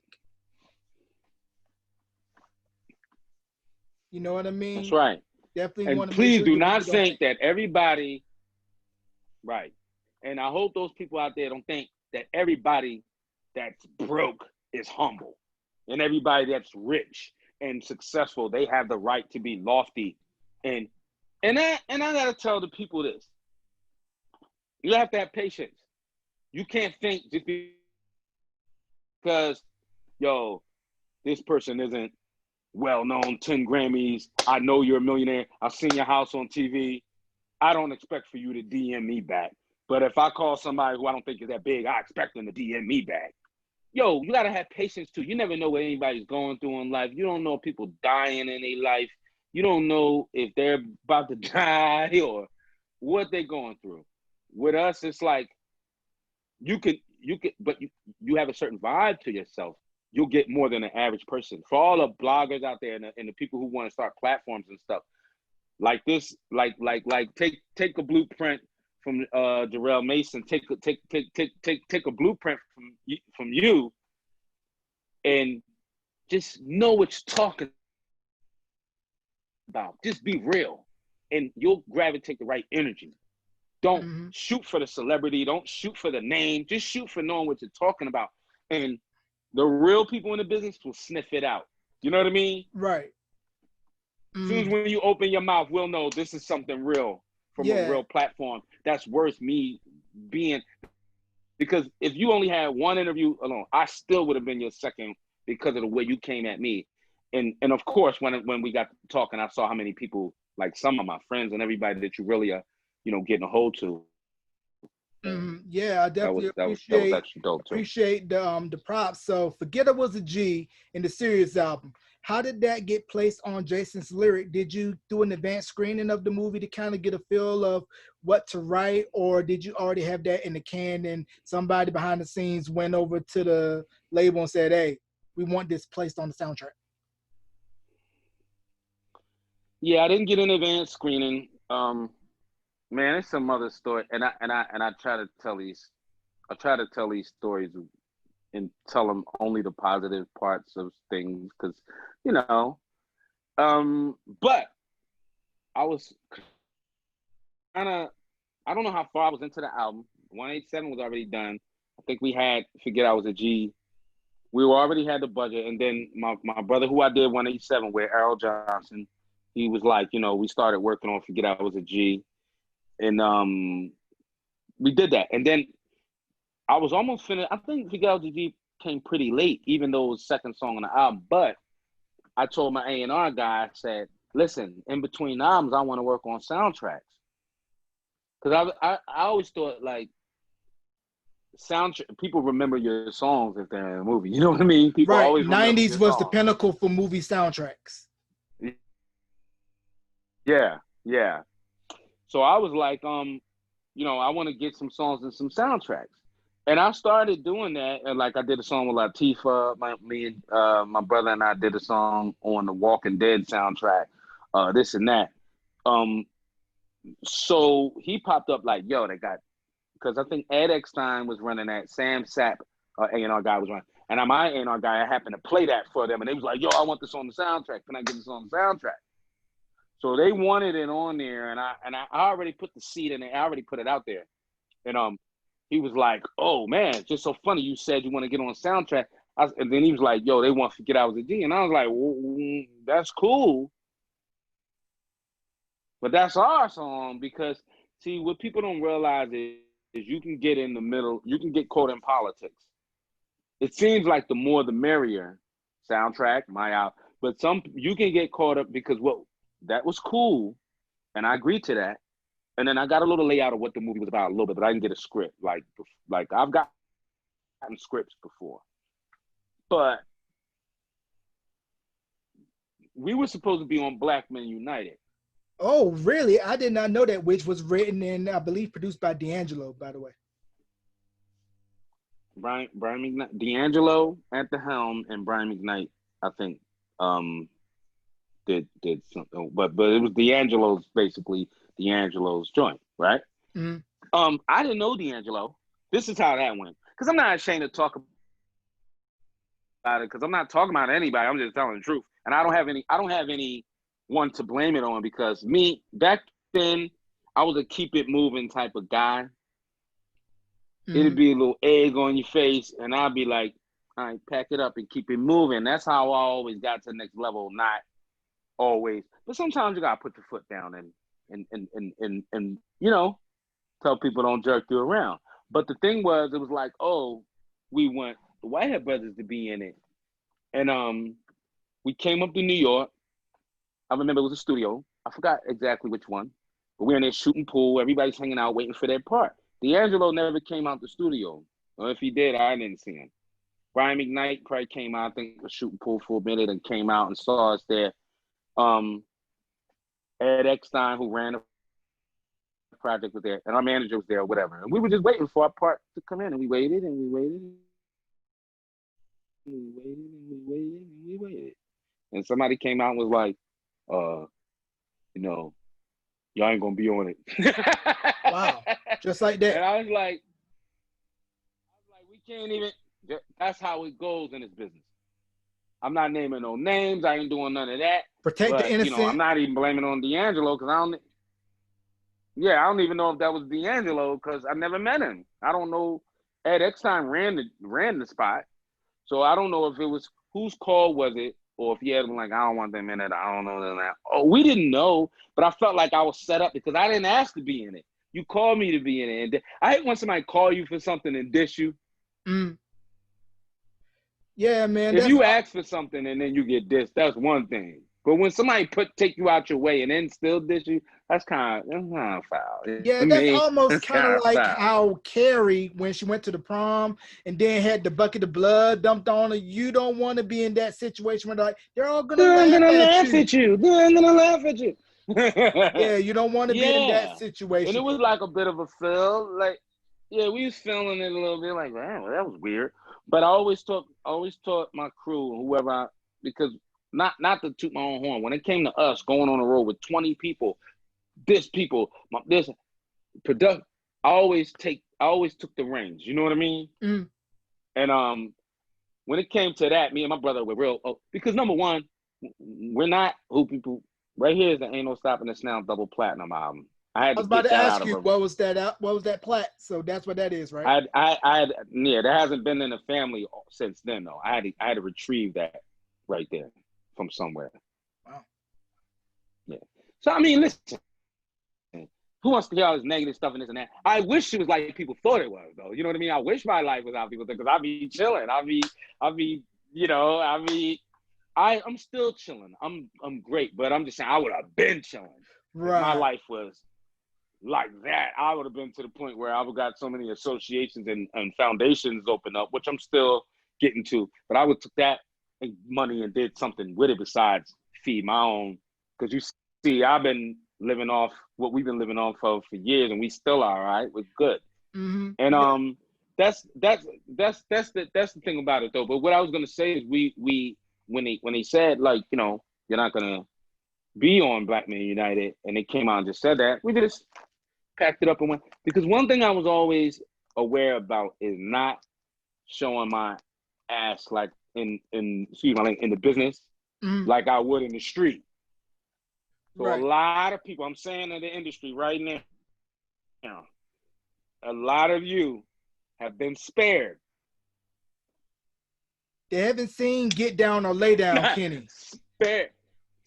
We don't play where I'm from. Like, people play around, but I know if I beat your behind under that mixing board, you're going to spread rumors about me. Don't work with King Whitehead. He crazy.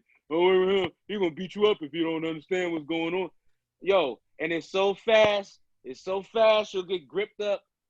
You're not even ready.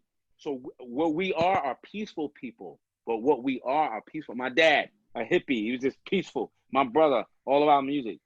Me, I'm going to tell you, yeah, I was a little bit more of the mean one, but you can't catch me being mean because I work too hard and I'm too nice to people. So it's hard to get the meanness out of me because of the way I roll. I'm not messy. Being messy causes you to do something and be mean because you're messy. I'm not messy. So, yeah, but in that Jason's lyric story, the constellation, we packed it. And this is how I try to tell people, we sucked it up. Next thing you know, we have to get out of the G. You'll notice it's the second song on the album. And that it's almost in the movie like 2 or 3 times. You know what I mean? Because that was really, it's only right that Black Men United was first on the album. As much dough as that cost and as big as it was and was a hit and it's a dope song. I would have liked to even be in there with the earphones on without even a lead, but I don't know what happened. I don't know what's going on. Maybe if I meet D'Angelo one day, I don't know if he'll ever remember that, but those little things you just gotta. But my thing was I kept it moving. And I felt like when people think of Jason's lyric, they think of Black Men United, but they think of Forget I Was a G. Yeah, that whole soundtrack was fire. I mean, If Trouble with Money by Mint Condition, Rodeo Style by Jamaica, whose mama, Jamesia. Jamesia, whose mama and Nesby from Sounds of Blackness, and her granddaughter, That's right. and Nesby's That's granddaughter, right. Paris Bennett, who was on That's American Idol right. a few years back. So that whole soundtrack was dope. Now, Your Love is a 187. The title alone, when I first heard the song and the title, I was like, that sounds like they're going for Jodeci Diary of a Mad Band with that. Did Jodeci kind of have a lot of an influence on Forget I Was a G and Your Love is a 187? Because it sounds very Jodeci-like. Well, Forget I Was a G doesn't sound like Jodeci to me. It don't sound like nothing they got. To me. Because it doesn't. There is a reason why 187 sounds like Jodeci. There is a reason for that. It's not just biting. Because you don't want it. Well, you know, I don't know. Let me see if I want to tell her. All right, well, I'll tell her like this. Because I don't want to tell it in a way. Number one, let's get this straight. I'll tell a story. But number one, the Whitehead brothers love Jodeci. And it seems like that anyway, but it's like y'all love Jodeci so much, it sounds like fiending. And what we're getting is when we hear something like, you know, wait, well, that's my guitar with the string missing. But if you hear now this, now number one, Daryl Pearson plays the guitar work on. Devontae is a genius. Let's get that straight. In my opinion, I don't know everybody feels the same way too. There's nothing I would say other than that. In public, I big up Casey and JoJo, superb. Dalvin, mad creative, and all of them make up a great, colossal, massive group. So why would when we had so much other music to offer that didn't sound like them, that didn't sound like that. Now, when we're talking about, let's break it down. We're talking about a wah-wah. Watch, I played wah-wah since I've been playing guitar. So it ain't no getting around. Number one, we got a song called 187. It's a LA kind of based, you know what I mean? Code 187, you know, right. 187 on an undercover cop. So it's got to sound loped out, you know? Very we did West it Coast. one way and it wasn't really cool. I had to do the music. Yeah, I had to do the music over. Why did it sound West Coast? Because of the wah-wah and that high moog, right? The Dr. Dre. Nobody said it sounds like Dr. Dre. But what everybody heard was this. But a wah-wah, right? Mm-hmm. Slow out of tune, right? Just those three little chords. Wow, wow, wow. Because Fiending comes on. But number one, that's Pearson. Have you ever heard of Daryl Pearson? Of course, if you know all of LaFace records, he's on there. Of course, because you know your stuff. Right. Because I was gonna say I can't ask you, like, I'm not testing. You can ask the public, I know you're but all you over. Can't ask me, but not right. But not. It was kind of a rhetorical question for you, but we're bringing his name up. But Daryl Pearson put in a lot of that work with the bass and the guitar and stuff. Now, I gotta all right, I'll put it like this. When we were doing the album, we were supposed to do a song called Doggy Style, okay? Mm-hmm. And it was by a guy who did Shaniqua on my album. You heard Shaniqua on the album? Yeah. And I produced another song with him called Turn You Out. Who I wrote all of Turn You Out, but I let him produce it with me. My man Roy Dog. He's like a mentor of mine too. He went to Berkeley, everything's dope. He did a song called Doggy Style. He gave it to, and this is just something that I like, you know, he told me that Jodeci was supposed to do that song. They had it for a while. They said he was going to do it and this and that. And I'm not saying that this is, you know, true or not. But he played the song for us. They didn't never do it. They just fell off. Say it just sat. Went ready. Yeah, it just went radio silent. But the song was a hit. It was dope, especially the production. Now the production was like boom, boom, boom, boom, boom, right? You know the way that I like it, doggy style. Boom, boom. boom, and it had the timbre, the boom, boom, boom. All right, Uh-huh. nobody was doing that. Never heard nobody triple up the kick it and boom, boom. In R&B, never heard nobody do that yet. The 1-2, 1-8-7, boom, boom, crack, boom, boom. Never heard nobody do that. Okay, not really. Now, Irresistible, but we were supposed to do that song. They didn't never do it. We was lined up to do it. I was in the studio cutting a portrait with Mike Salisbury, doing the Steve Arrington remake on my album. Just a Just a touch. touch. Yep, just a touch of love. Dope remake. We thank you, man. Thank you. Thanks to shout out to Eric and Mike Salisbury and Joyce Tolbert from the Good Girls, man, for doing that with me and my brother. We out in West Bumble Screw of a studio. A lady, a young lady walks in there, pretty much an LA type of chick, you know, the whole look looking like Yo-Yo with somebody with the light eyes, you know, typical LA, walks right in there and says, stops our session and says, we want to talk to you. And then we like, listen, y'all can't do Doggy Style. My guy who was writing, our guy who was going to produce it the next day, who wasn't there, he used to be with my husband. They used to write. He used to work with MC Hammer. MC Hammer, dancer, they all went and got with Suge. They broke up. So my guy started doing the songs on us. We had another song we never did too on the album. So we never did Doggy Style. We were supposed to do it. He was like, y'all can't do it. Because in other words, we on some gangster stuff and your guys over there producing all the songs we wrote together on, y'all getting budgets.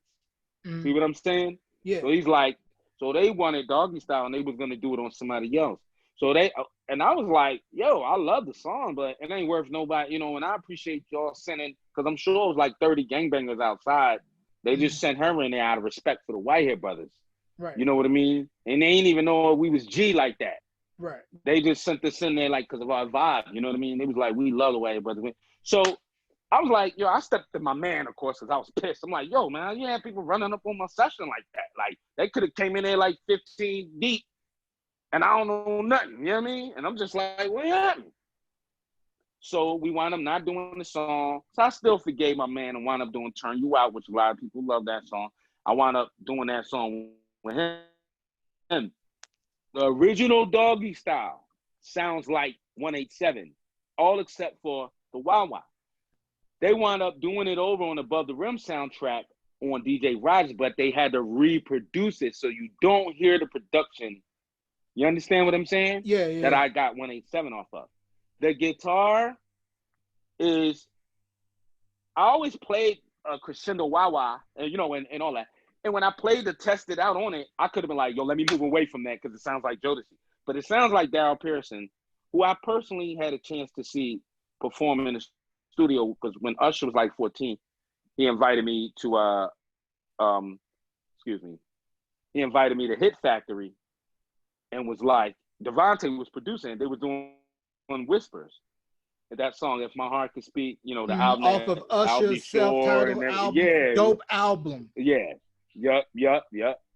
They were doing Whispers, and I saw Darryl Pearson lights down, you know, Devontae's in there on his vibe, like on his wizard joint, you know, and I was supposed to do a song with Devontae for Dangerous Mountain Sound. We had a mutual friend, Cheryl Coningsburg. Shout out to Cheryl Coningsburg. Me and Devontae was even talking about trying to sign me, and he was like, when this is after 187. So he wasn't like, yo, nigga, y'all bit off me. You know, he was like trying to really mess with me like that. But I saw Darryl Pearson up in the corner playing on Whispers, you know, because the bass is in it. If my heart could speak enough. And it was so sonic. The session was so dope. It almost like changed my life just seeing Darryl Pearson there playing like that. And the guitars and, of course, you know, Devontae got. So you might hear R. Kelly a little bit on the album. You might hear different elements because I like that. But the thing about 187 is I got the basic format for my man, and I thought that Forever My Lady. Now this is personally. This ain't no diss to Devontae. Right. I thought Forever My Lady and all those songs sounded different.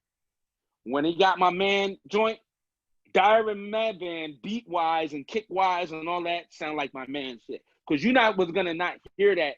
You couldn't resist trying it if you heard Doggy Style, the original. That's why my man is in the church, so he don't be pulling. I be asking him, yo, where the original Doggy Style at? With your demo or whatever, because I want people to hear what one. Now, as far as the guitar work of Darryl Pearson, not Devontae, which Devontae approved it to, of course, to go on his record. So it is in a way Devontae's production. But as far as that's concerned, I could see how people, but I wanted to loke it out anyway. I was gonna put YY anyway. So that's how it kind of wound up saying. But if you listen to different elements and the high moog line, that's like a Dre line, you know, and then we got, but the beat ain't fiending it. But why would I do that when I knew everybody was gonna say? Because I don't give a two flying F's. Right. And I'm not a biter because if you listen to my whole album, you listen to Beautiful Black Princess, do it sound anything like 187? No. It's more on a No. Stevie Wonder tip or something. Yeah. You know? Yeah. So I took that risk because I'm a savage out this joint. And I'm not one of these other artists out. I'm not one of these other artists out here. I'm happy to even just like be, I'm shooting, I'm come out shooting. So it seemed like we went at that throat. But if they ever went, but that's why, because I felt like Devontae bit off my man because this whole next album sounded like my man's production, and they never sounded like that. They didn't sound like that until they heard that. That's the first time I heard that sound from my man. So, but you'll never, nobody ever probably hear it, or if you don't get the joint. So that's why. But it ain't no hard feelings against those. Like I love KC. JoJo is like one of me and my favorites. JoJo's like always one of me and Johnny's favorite singers. And like I said, I think Devontae was gonna put me on the Dangerous Line soundtrack, but that's just me keeping it real, man. Right. I just had to keep it real about this. Yeah, It's all about, that's what we do here on Beyond the Album Cover. It's all 100. Now, going into the remake of Just a Touch by Slave, did Steve Arrington get to hear the remake and get the cosign? I made sure on through Facebook. Because I didn't know if he ever got his money or check or whatever, you know. So I made sure I let him know who I introduced myself on Facebook to him, and he actually responded to it, you know, I guess. But you know, nobody personally was like, you know, hey, let's make sure we take care of Steve. But I'd make sure I reached out to him because I think Steve is like not even just, oh, that's the jam. Oh, that's the jam. No, like nobody sings like him. Who sings like a freaking airplane? Like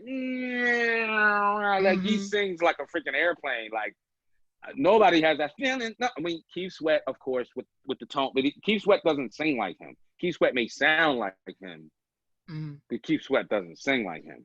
Right. Another standout cut off the series albums for me was Sex on the Beach. I was like, woo, if this song wasn't on your Slow Jam mixtape along with Come Inside by Intro, you were losing out. Rest in peace, Kenny Green. And that album, rest in peace to Kenny Green's memorial was yesterday. Who I got a chance to meet, and I got a Kenny Green story too. But Sex on the Beach, man, and okay, if you hear Sex on the Beach, you might think that seems like you're ready. You know what I mean? Dum, dum. Different chords, but same feel. You might think R. Kelly. That reminds me of R. Kelly. You know what I mean? But there's no story behind that like it is with 187. Yeah. But Sex on the Beach, I wrote that song, produced it, whatever. I used to drink that drink. Yeah, I was always, you know what I mean? Right. I said, let's have sex on the beach. I was like, oh, sex on the beach. Let's have sex on the beach. I used to like that drink.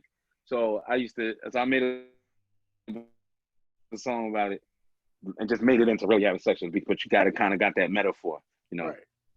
I was telling my daughter about the music that she was, you know, what popped up. And I was like, what's that? She was like, you made a song called Sex on the Beach. She told me that today. But I said, but it's clever. It was a drink. Yeah, it wasn't like WAP where it's all out there. You had to go look for the dirty stuff. It wasn't all in your face. Yeah. Like for Come Inside, for instance, you're like, when he says come inside, is he talking about my house, my car, the restaurant? He's talking about another coming inside, and it ain't no restaurant where $1 billion is served. Right. Exactly. The wordplay was clever in 90s R&B, 60s, 70s, 80s R&B, where you had to dig for the real meaning of the record. That's right. I said, don't ever compare me to people who just be like, let me stick my ding in it, suck my, you know, and ain't thinking at all, and no clever metaphors and nothing. It's just like, oh, that's easy. I just tell somebody what I want. I want to do this, you know. So I mean, which can be cool. Being to the point can also be he get a rise out of people too. Mm, But I just feel like we shouldn't. We should have some type of artistry to right, what we're doing. Just try right. to think a little bit. Just imagine if everybody. I guess if something works, more people are gonna try it. So, It's like a renaissance. Whenever something works, yeah. so was there a sophomore album already in the works, or how come we didn't get a follow up to Sirius? Right, a sophomore Motown album because actually Sirius was the sophomore, and then because we had what no yeah Sirius was the so what that would have been our June no June that was the junior so it was the soft Sirius we did have we do and did have an album in the cut. I haven't heard it in a long time. I have an idea of where it may be located because, of course, I wasn't privy to just run out with all of the masters and everything like that. But we got a, we have a lot of songs in the can that nobody's ever heard before, and I don't get a chance to just be like, let me listen to the second album like in like command performance, but it's there and it exists, and there's some songs out there, some of the same writers, some of I Okay. didn't never feel like I finished it. You know, So you felt it was I more never like a really felt like I rough finished. demo. Yeah, yeah, yeah. I felt like I needed a couple more bangers on it just to secure it, like I did the first album. I didn't do all that. Like, okay, I'm gonna do 187 first. That's the first album. Didn't forget out. You know what I mean? That's the second song. Forget I was a G came at the end of the album, damn near, and then wound up being number 2 and on the soundtrack and being one of our biggest songs. So I like to leave things Right. open Now, for surprise. right. So how did you end up hooking up, getting on the How We Roll album by the Barrio Boys? And I felt that album was so dope. It was the earliest appearance by Fat Joe, who was on I Get Mm-hmm. Lifted. This was right Mm-hmm. around You Gotta Flow, Mm-hmm. Joe. And I felt The had that album been released around 97, 98, when Backstreet and NSYNC was popping here in America, yeah, and they yeah. would have been huge. And it was definitely before Ricky Martin, Mark Anthony, Enrique exploded with the Latin boom here in the States. Nah, absolutely. Through my old manager who knew Joe Jacket, um, I was looking for, people were hearing the sound and they kind of were like, I like 187. Or I like this song or that song I was doing. And, when I came back, I was in Cali. It wasn't just about Jodeci and all that or my man, but I was in Cali and that influence, period. You know what I mean? So that's why I was kind of like, you hear more and in the LA sound a lot in there because I was out there and and people wanted that sound. So I was like, I had a couple demos that I had. I was gonna do those for me or Johnny or up and down or leave the lights on. So I had demos and they liked them. So they wound up coming to Philly and we wound up cutting a couple songs. And it's so funny you mentioned Fat Joe. In one of his recent songs, that was a few years ago, he broke out and was like, "Your love is a 187," and started singing it in the middle of his rap. And somebody I know saw him in the airport at All Star game and said that about and said, "Yo, you mentioned Kenny White." He was like, "Oh, he's a legend." You know what I'm saying? Fat Joe's a cool guy. His podcast is really hot too. Shout out to Fat Joe. You know what I mean? Shout out to one of my favorite rappers, Big Pun too. You know what I mean? RP Big Pun. BX. And also another vocal group from Philly that I didn't mention, they had a song on, it was a movie soundtrack. I can't recall the movie, but it was four guys, Voices of Mm-hmm. Theory. I remember them. Yeah, they Yeah. had to cut Say It. And I Voices of think they were Theory. signed to Jelly Bean Benitez Ola record label. Jelly Bean, the infamous man. I remember like when I first heard of Jelly Bean, like with Madonna or Sidewalk Talk. Remember that one that he had, Mm, Sidewalk Talk? yeah, yeah, yeah. I love my 80s, man. And I love my 70s and I love my 80s because when I was in the '80s, I was coming around the age of understanding. But we had groups from out of Philly, No Question. Remember Mm-hmm. No Question? Yeah, yeah. Um, they were coming out pretty big, and believe it or not, Drew Hill was out of Philly, like with the management and things like that. You know what I mean? With Hawk Islam, I think Hiram Hicks and Island and all that stuff. Mm-hmm. And it's so funny because we're going to talk about Jodeci and people talk about, V. Nobody ever get on Cisco about sound like Casey. Yes, they do actually. But you want to know something funny? Go ahead. Go ahead. So when you hear Cisco, you're like, oh, he sounds like KC. Because that's what people's brain thinks, and that's what you're supposed to do. But I was down in Philly, and I walk into the studio with my compadre, Faith Evans, and we walk in the studio because we was just in the spot where I recorded, and Cisco and Jazz is in there, and Cisco's like, yo, this and that, and I knew who they were with and everything. He was like, yo, Beautiful Black Princess, man, that's my song, man. I sing that song. I even studied the huh and the ha, and I don't think you hear me. You ever hear Cisco say, I don't think you hear me? I don't think you hear me. He was like, well, I said that on that. He was like, I even studied that. And because I was like, I don't think you hear me. Whatever. I was stupid with that. I was always riffing when I was young. But and he was like, and it was a whirlwind. It was Larry Ghost to him. He's like, can you play it for me? Can you play it? And he took out his camera. And Faith was sitting right there, and I played it for him, broke it down. Then they played us "Tell Me," their first single, before that came out, and it was dope. And he taped it, and he taped me singing. He played that, and then they left. And me and Faith looked at each other, and she was like, "Yo, you ain't going up?" And I was like, "Yeah, man." I was like, "He sounds just like KC, but they can sing, man." And that was a hit. We was like, "Word, that's going." Yeah. Yeah, and the So. funny thing you mentioned about Tell Me, I was on social media a while back. Stanley Mm-hmm, Brown, he had posted a little mm-hmm, snippet on, I think it was IG, and he mm-hmm. played the demo of Tell Me, and he had, I think it was Aaron Hall doing the reference for Tell Me Oh wow. Or before was it Drew Hill Joe? even touched it. I think Or it was was it Joe? I think it was Aaron Hall, but I also heard too that Dave Oh, Hollister okay. also demoed Tell Me as well. So I thought that was kind of dope. And then also, Okay. yeah, but also, what was your take on the whole Philly soul movement that birth? We had the Roots exploding, music exploding, Belial, Jaguar, right? I Yeah. mean, and then also at the same Yeah. time, Eve was blowing up with Rough Right. Riders as well. Right. Like they all came out of the studio I was in right after me. Like so when I was on tour, they all, gravitated to Larry Goals and all that stuff. And then like the guys that James Poyser and Vidal from Vidal and Dre, like some of those guys were my band, like I took on the road with me. You know what I mean? Mm. For the Whitehead brothers. I, I'm not trying to be funny. I mean, because they don't really talk about it, like as their beginnings.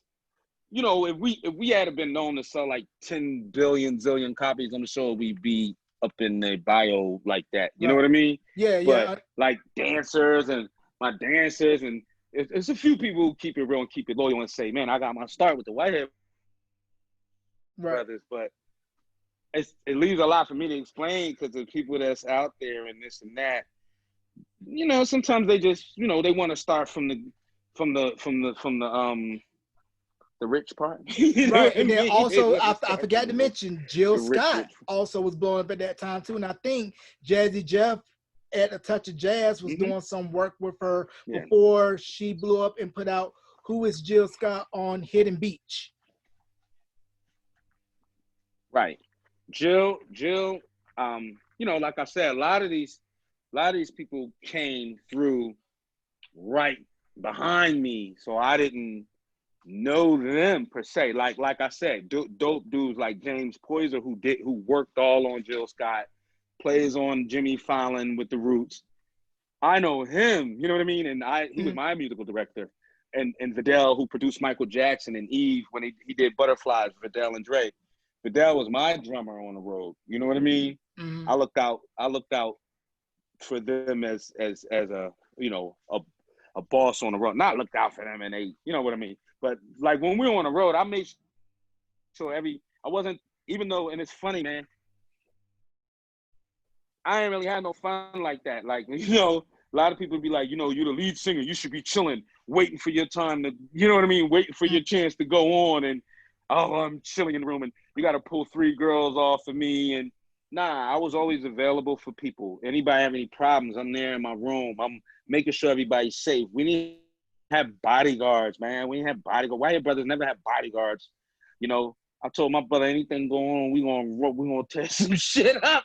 Right. That's what We we we doing. gonna handle And it. everybody, because Yeah, a so lot of those. also I want to get That's your right. take on two things. I'm going to get you on that here. What was your take on Philly hip hop exploding when you had Freeway and Beanie Siegel linking up with The Rock and the whole state property movement?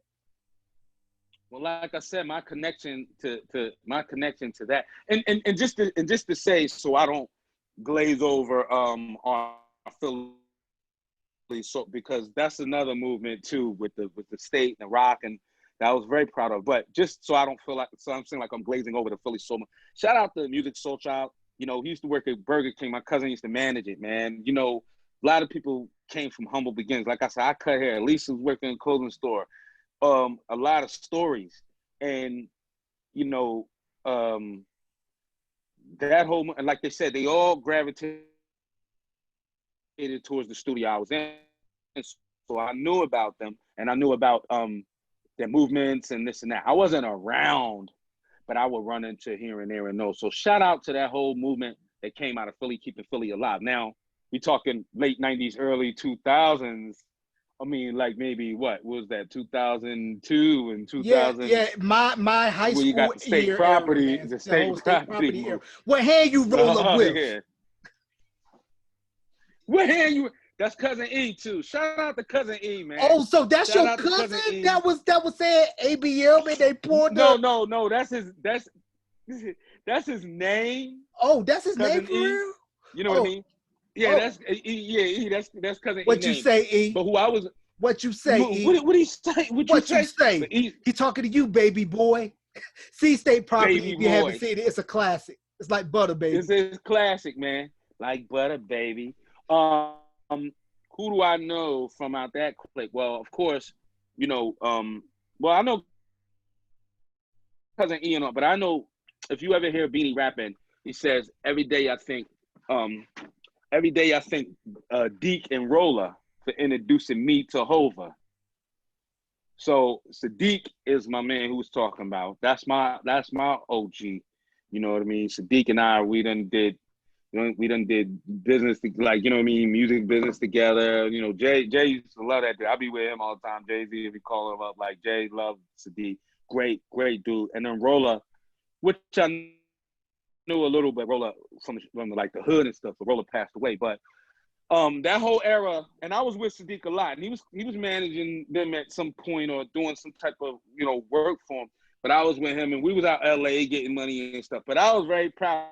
I mean, I get on the plane, I'll be playing my, I put Philly on my back wherever I go. In Brooklyn, they call me Philly Phil. They call me, because a lot of people be like, oh, you left the hood, you leave. No, I've been leaving the hood since I was a kid, but I still spent enough time there to say that's why I get down there. And y'all lucky.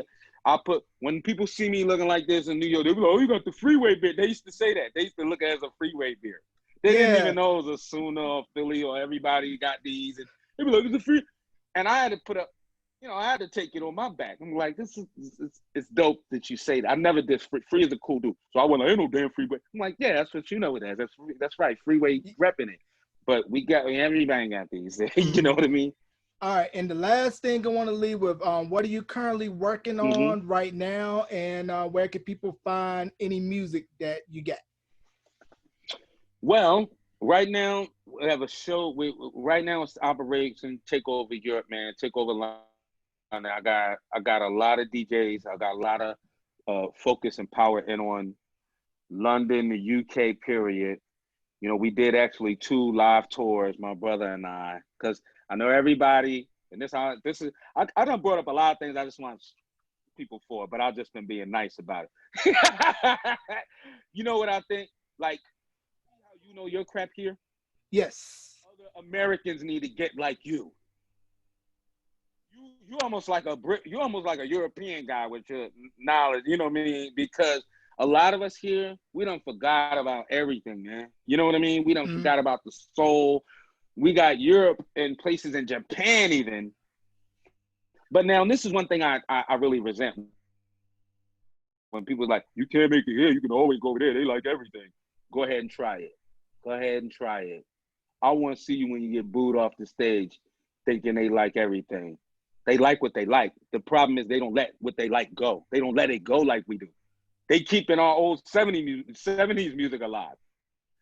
And they got enough room and space in their musical home to even like the young stuff and the pop smoke and the, you know, and all that stuff. They even like that. But they got enough room. So it wasn't like we didn't blow up here. Oh, all of a sudden we blew up in England. Oh, let's go get on that. No, we did 2 tours there with Dan's, like I just mentioned, Jill Scott's people and James Poyser and all those people from Philly. I took on the road with me 2 times. That means each tour was like a month or so. You know what I mean? Or so or more. 2 times I took them out. So when you put in that work, Germany, Amsterdam, Sweden, Holland, I say Amsterdam, but Copenhagen and Passport is nice. 2 times. So got a bunch of stamps when on you it. put in that work, we never did a live show in America with a live band. Wow. Okay. So we gained a lot of fans and a lot of supporters and people who've been busting and banging our record for you. In Europe, know what I just heard on the phone with DJs, top DJs. They said 187 is like Ribbon in the Sky from Intro or Forever My Lady Jodeci or Nice and Slow Usher. That's what it is over here because y'all came over here and y'all put in the proper work. Y'all did tours. The DJs dug it. Y'all showed love. Y'all, you know what I mean? And it paid off. It was like it worked. So out throughout that, Germany, everywhere. So that's what I'm doing now. I got an event coming up out of 20-something years of not being back. All those artists have been back to England. I haven't been back. So I'm not coming back there to just make a little fart and leave. You know what I mean? I'm coming back that joint. I got all the, man, I'm not even playing. We got the, who's this? Hold on, man. We got the, can you see me? Yeah. Sorry. I got the DJs in pocket, man. We got an event. I'm part of an entertainment company. Can you still hear me? Because somebody's I can trying to still call hear me. you. Okay. I'll be off until my face will be off until they stop ringing. But I'm a part of a company called Strictly Sophisticated. And my company, which everybody can get down with, man, and look up, and it's an open invitation for all fellow people. It's called Lifestyle Corp. So we got a sold out event coming up. We're gonna do what we can do throughout COVID. If it we've had to reschedule before, but the key is that I'm back in touch with England. So December 12th at the Wembley Lounge, Strictly Sophisticated. People look at and follow me at Kenny Whitehead on all social media. At Kenny Whitehead, is no underscores or no nothing.